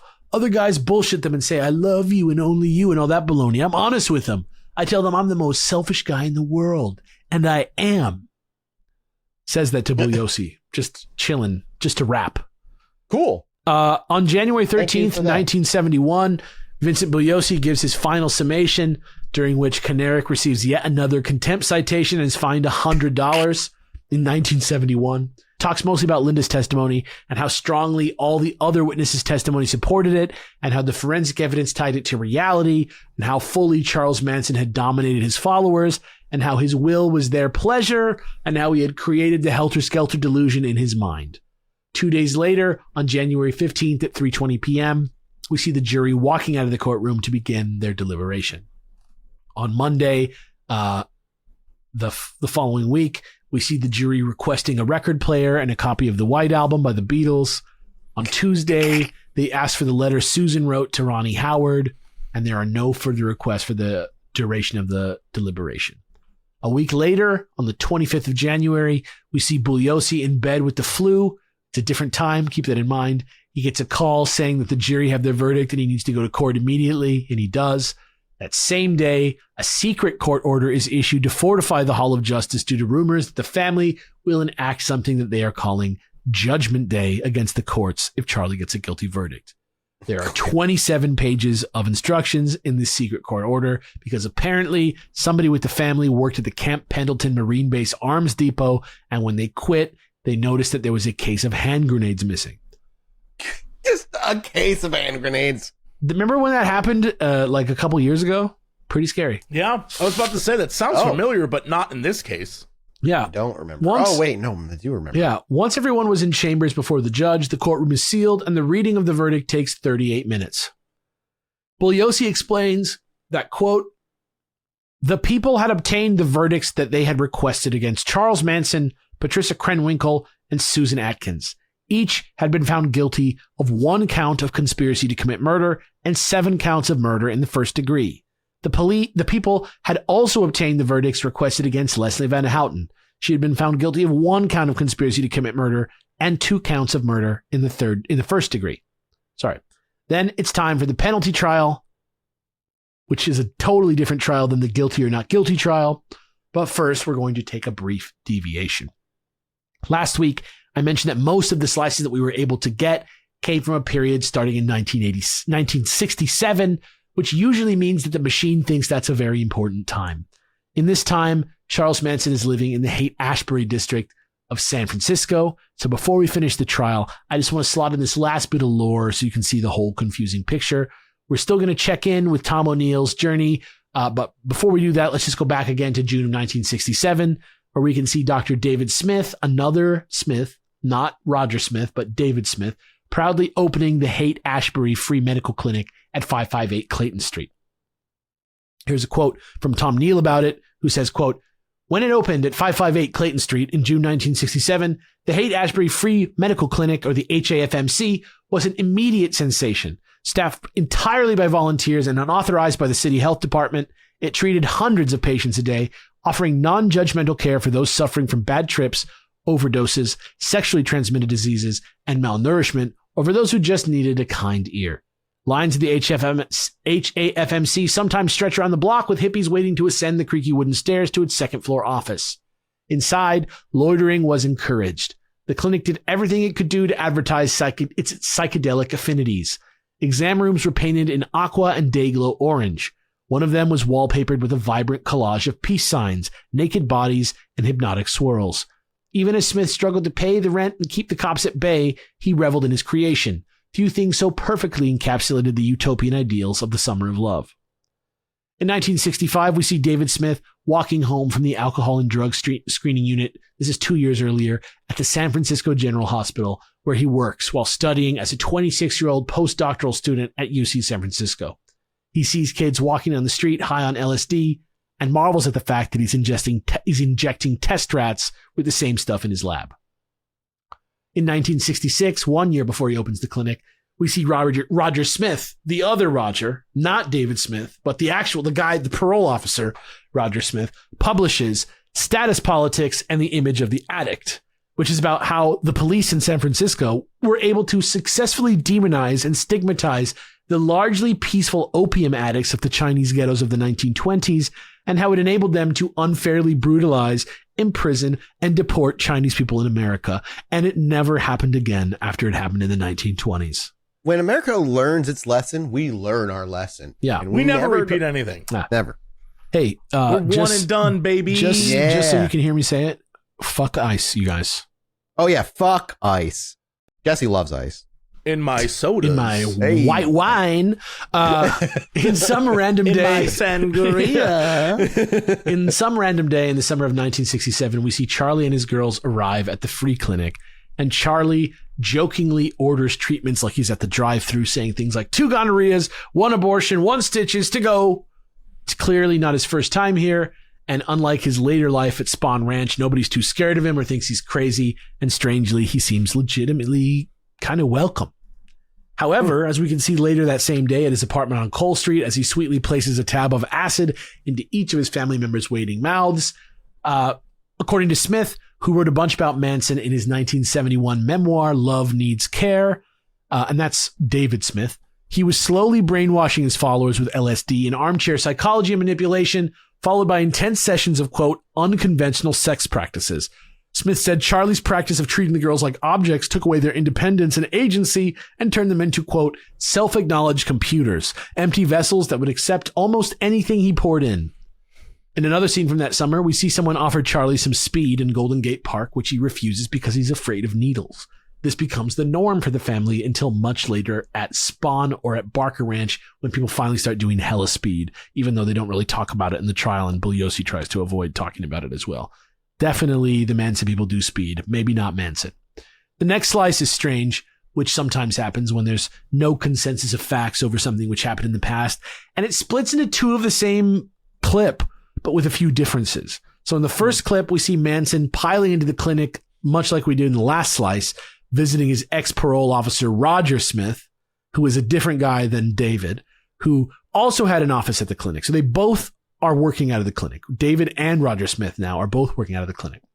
The girls would throw themselves at everyone in the clinic and flatter Roger by offering him their services, even if he always refused. However, in the other slice, though all the same stuff happens, the occasion that they are all there is because Roger Smith is still Manson's parole officer, and that he's still regularly checking in with him at this time.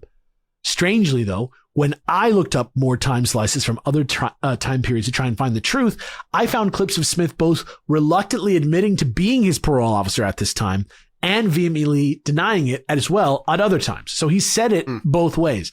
And since it doesn't look so good in light of other facts I'm about to get into.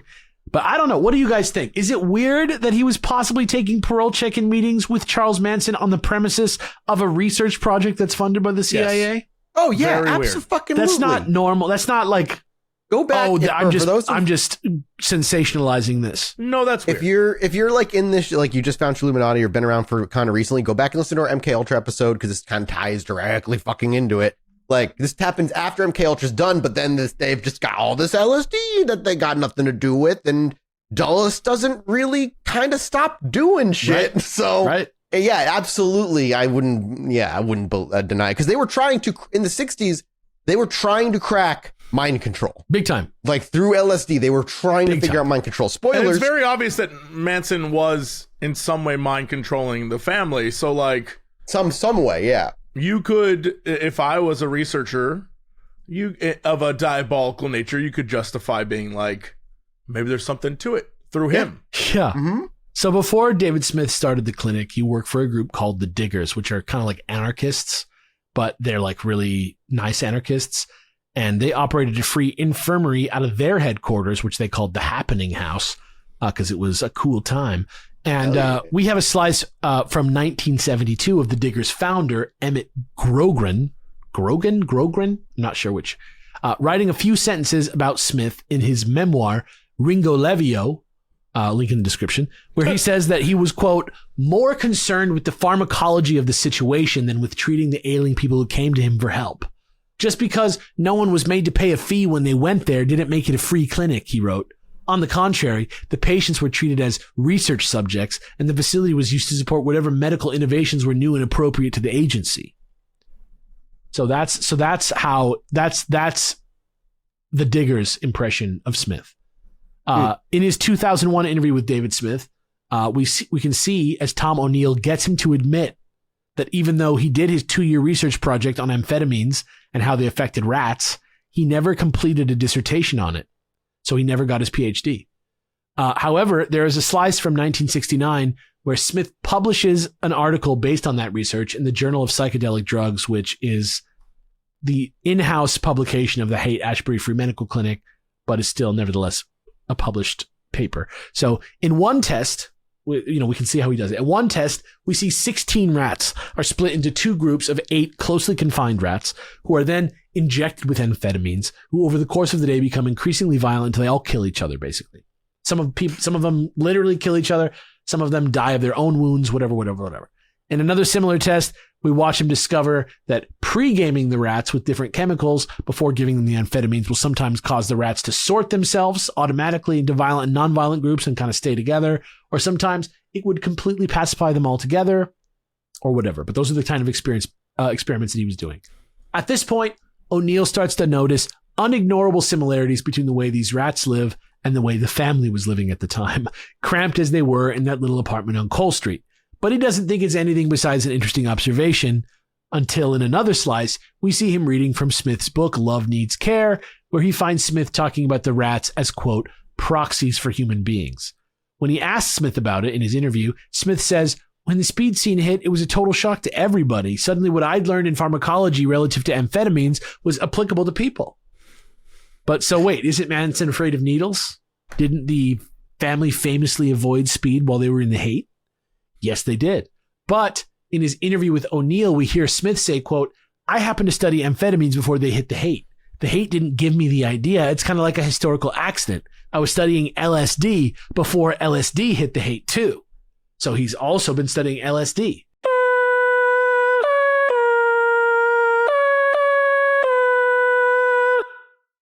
This podcast is sponsored by IQ Bar. I've got good news and bad news. Here's the bad news. Most protein bars are packed with sugar and unpronounceable ingredients. The good news? There's a better option. I'm Will, and I created IQ Bar plant protein bars to empower doers like you with clean, delicious, low-sugar brain and body fuel.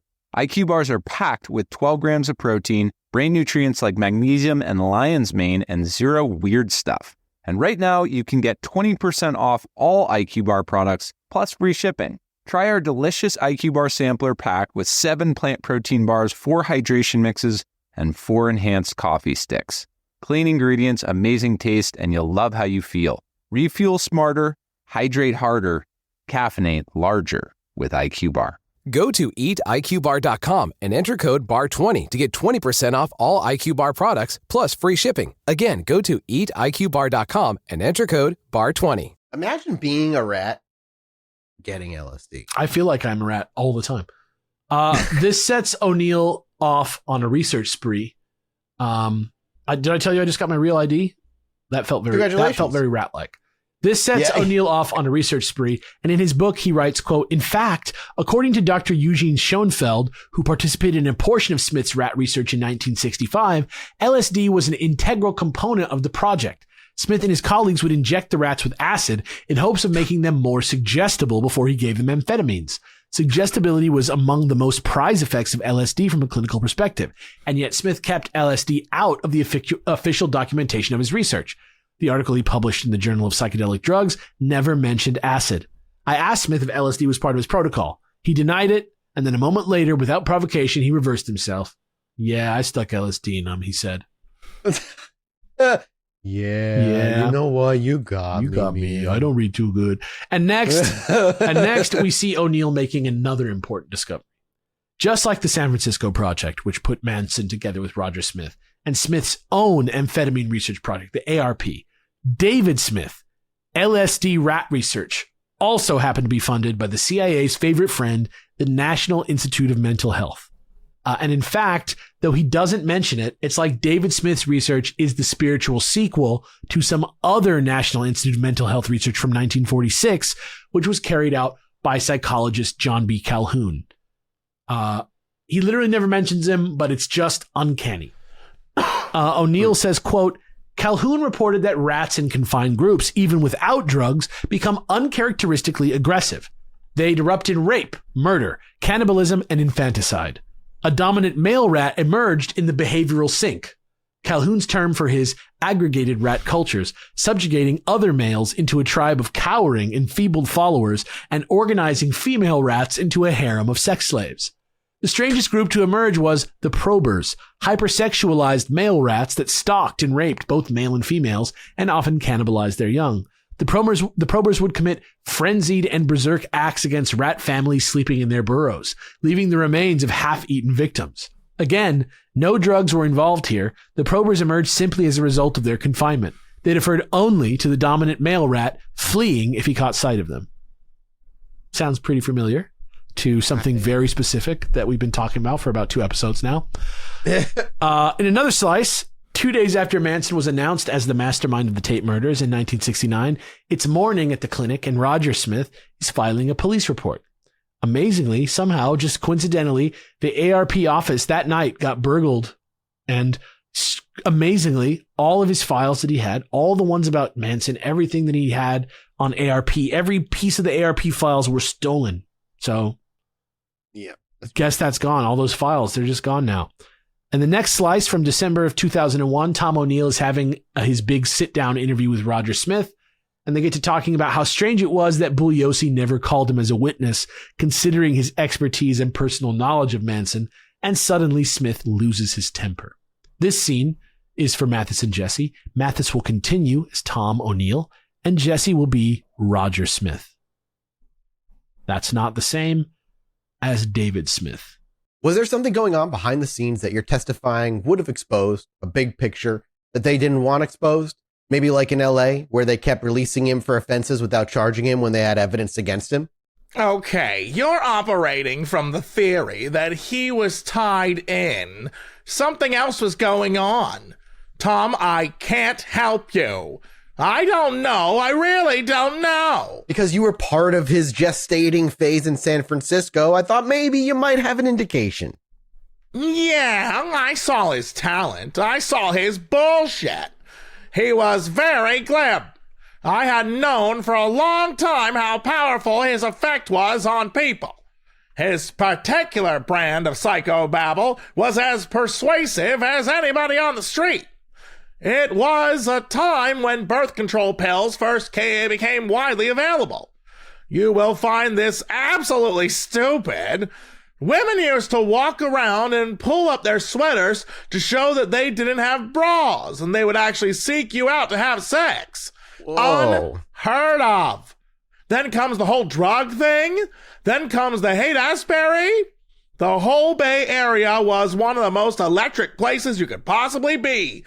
It was like a magnet, the beginning of one of the most incredibly destructive patterns of drug use I'd ever seen. The first 6 months I was there, oh, doggy, there were 36 murders within like a 6-block radius of the office we had. Now, it was middle class, totally naive kids. It was the worst, maudlin, stupid theater you've ever seen. What about Manson?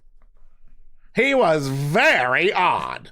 He was a hippie. It was clear. He was very manipulative. But was he highly dangerous? No, I didn't see it. I did let him travel, and there were some checks and balances. Basically, when he was in the Bay Area, he was in my office every week. I saw him a lot. Not only in the office, he came in with his girls after a while, and I think that became kind of his annoyance to the office. My association with the clinic really was pretty intermittent, he said. It wasn't until after I left federal probation that I came down here. The chronology confuses me. The people at the clinic all thought he was coming in for probation. No. I had left probation. So he was just coming in to say hello? First of all, he didn't come in that often. I never saw him in any official way, and I also never invited him. Nothing happened according to schedule in the Haight-Ashbury. You had people walking around jacked up on 2 grams of speed, tempered out with heroin, and people carrying guns and tweaking on acid. And it was absolutely crazy. Actually, Charlie and his girls were the sanest people around in some ways. Didn't it weird you out? There was this unquestioned loyalty to Charlie. Well, they were in San Francisco, but there was almost a good-natured quality to it. There's still the ability to joke with him and push him. And what about Spawn Ranch? They were isolated. They were doing acid every day, and they were essentially without any reality checks at all. There's a time when everything flips, and I don't know when that was, but it sure as hell wasn't when it was in San Francisco. So then why haven't you talked about it for 25 years? There were a lot of people who became overnight experts on Manson, particularly back then. Even now. I'm prepared to tell you to get the fuck out of here at some point. You understand what I'm doing here and what's important, which is me. Yeah. So understandably, O'Neill leaves this meeting feeling pretty discouraged, like he's never going to get the neat, tidy ending to a story like this needs. But in the next slice from a few weeks later, we see him writing an email to his agent that says, quote, "You're not going to like this, but I think the JFK assassination is involved and the CIA's mind control experiments," which, you know, we'll get back to pretty soon, I promise. But now let's talk about the penalty trial. We have slices of the trial from late January to early February. Bugliosi calls witnesses like Officer Thomas Drinan and finally gets Lotsa Papa on the stand to establish Manson's capacity for murder himself, because after all, he fucking shot that dude. And the defense team calls Patty and Leslie's parents, emphasizing how normal and even good and high achieving these girls were before meeting Manson, and how they, as brainwashed pawns, didn't deserve the same harshness as the mastermind Manson. Because now, you remember, this is a penalty trial, so they're just deciding whether or not they're going to get the death penalty, basically. Yeah. Susan's father declines to appear. On February 9th, 1971, we see Vincent Bugliosi waking with a start to a 6.5 earthquake, thinking it was the family breaking in to kill him. In another slice, on February 16th, 1971, Judge Older finally unsequesters the jury after 8 fucking months. Yikes. In slices from late February to early March, the family testifies to try and save Charlie and make him seem as nice as possible, and that he didn't totally hate black people and other uncomfortable stuff. Susan makes up a bunch of lies to confuse things when she goes up on the stand, but the stuff the jury knows rings true is all really gruesome and sad, and in the end, it makes her seem pretty sociopathic. Patty, Leslie, Clem, and Wish also all testify, possibly to try and soft launch another go at the copycat crime theory around Bobby Beausoleil. But everything they say is pretty weird, like, quote, when I was stabbing her, I was really stabbing myself, or that the murders were, quote, just a thought, and the thought came to be. Or the quote, cry for her death? If I cry for death, it is for death itself. She is not the only person who has died. Or quote, I joined the family when I was born of white skin. And in the end, it ends up probably doing them more harm than good. On March 4th, some weird quotes. On March 4th, Manson shaves his head and gives himself a classic cartoon devil beard, saying, quote, I am the devil, and the devil always has a bald head. And next, we see the defense calling up Bugliosi, but mostly it was... Lucifer had flowing... Lucifer was a beautiful angel. Yeah, that's true. A bald, beautiful angel? No, long flowing hair. Maybe it was a wig. Maybe it fell off. Yeah. So next we see the defense actually calling Bugliosi up to the stand, but mostly it's just Dae Shin, who is Susan's lawyer, trying to get the no death penalty deal reinstated, even though Susan was like, I lied in my grand jury testimony, lie. And so she doesn't get the deal. Like, it was supposed to be no death penalty if you don't lie, but she clearly lied. Bugliosi didn't bite on it, so it didn't really go anywhere. And Kanarek also tried some stuff with Bugliosi, but eventually his questions were so obtuse and irrelevant that Judge Older actually had to step in and just be like, all right, you're done. Go, sit down. A few more slices exist of other witnesses, mostly several LSD experts who were brought in at the last minute to establish a lack of guilt on the part of the brainwashed, drug-addled followers of Manson, like maybe because they were so high they couldn't think for themselves, but that's not really how it goes down. Kanarek uses a weird hypothetical about whether or not LSD would be useful at a school for crime, which is a hilarious tangent that he went on. What? But by March... Good question, though. Yeah, I don't know. But by March 18th, 1971, the last witness is all wrapped up, and the final arguments begin. Bugliosi's opener is short. It runs about 10 minutes. Here's a short excerpt from it where he says, quote, I am not going to address myself to the frantic effort by these 3 female defendants and the defense witnesses to make it look like Charles Manson wasn't involved in these murders. I'm sure all of you clearly saw that they were lying out on that witness stand to do what they could for their god, Charles Manson. Well, Charles Manson has already been convicted. He has already been convicted of 7 counts of first-degree murder and 1 count of conspiracy to commit murder. The difficulty in your decision, as I see it, is not whether these defendants deserve the death penalty, ladies and gentlemen.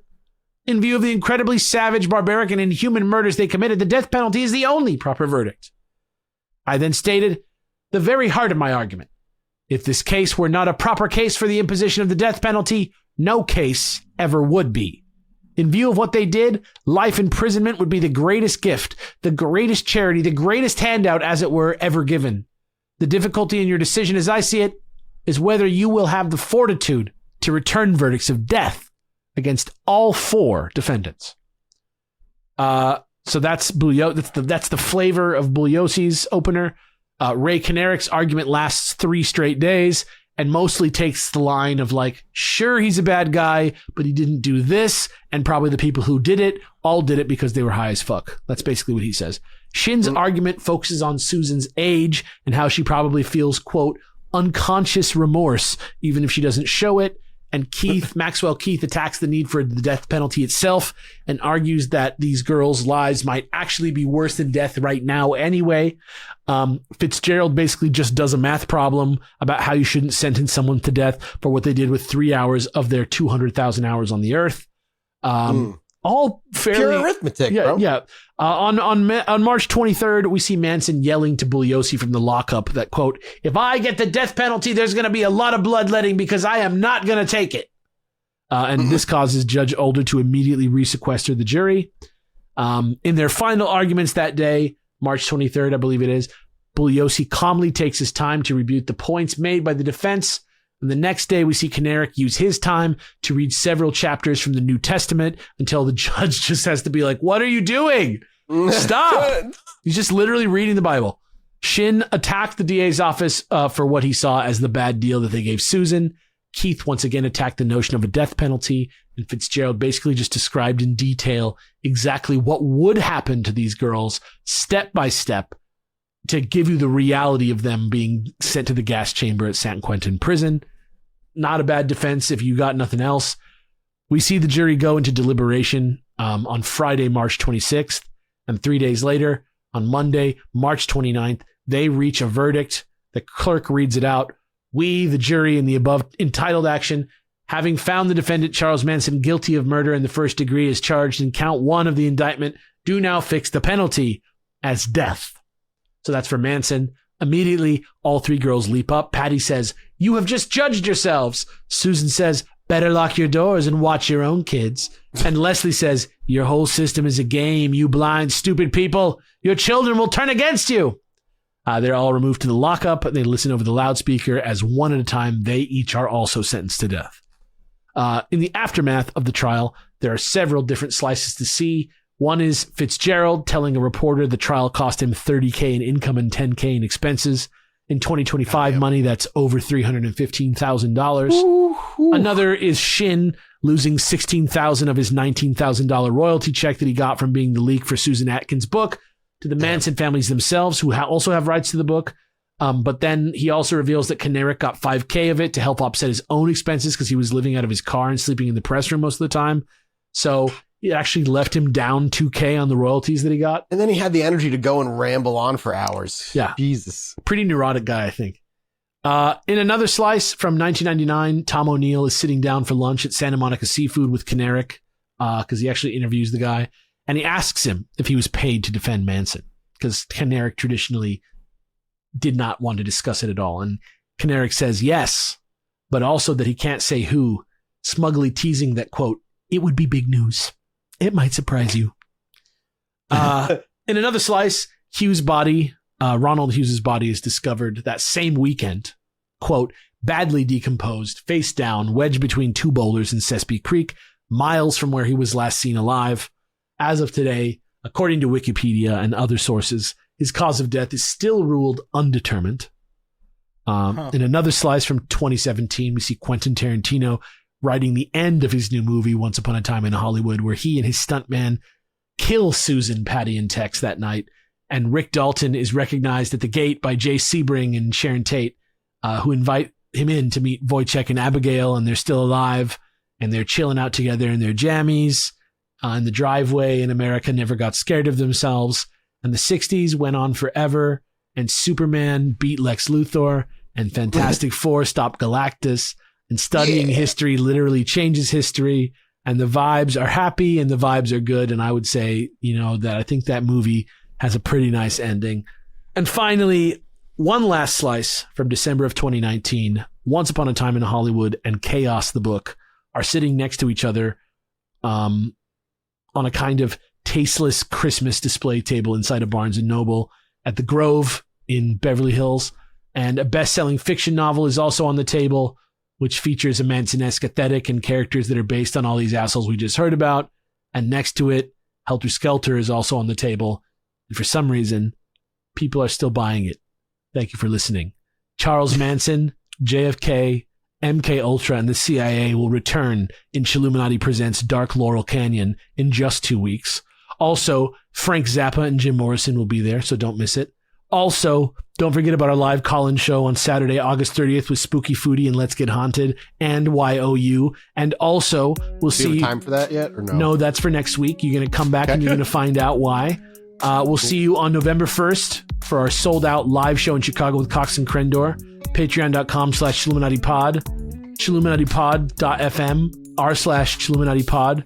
Get us out of here, Mathis. Thank you guys so much for listening. Appreciate you. We love you. Goodbye. Bye.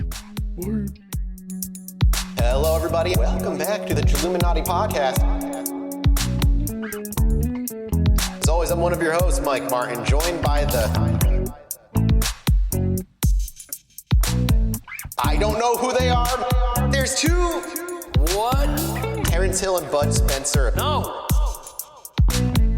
Neo and Trinity. No. I don't understand, and I probably never will. Let me just tell you right now that there's two Leon Kennedy and Claire Redfield. I'm telling you, I think he literally just looked up famous duos. Cheech and Chong. And has just been going through the list ever since. I'm trying to dig deep. Which one of you is Dick Powell? Me? Your name's Jesse Cox. I want Chilluminati. I want my necklace. I want Chilluminati. I want my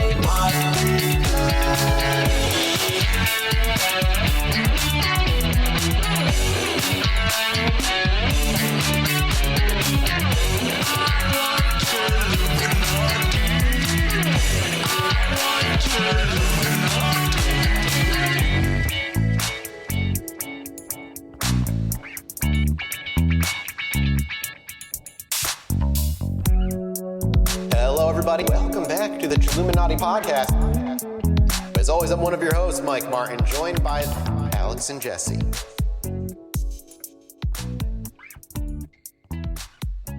Like a shooting star across the sky that's actually a UFO.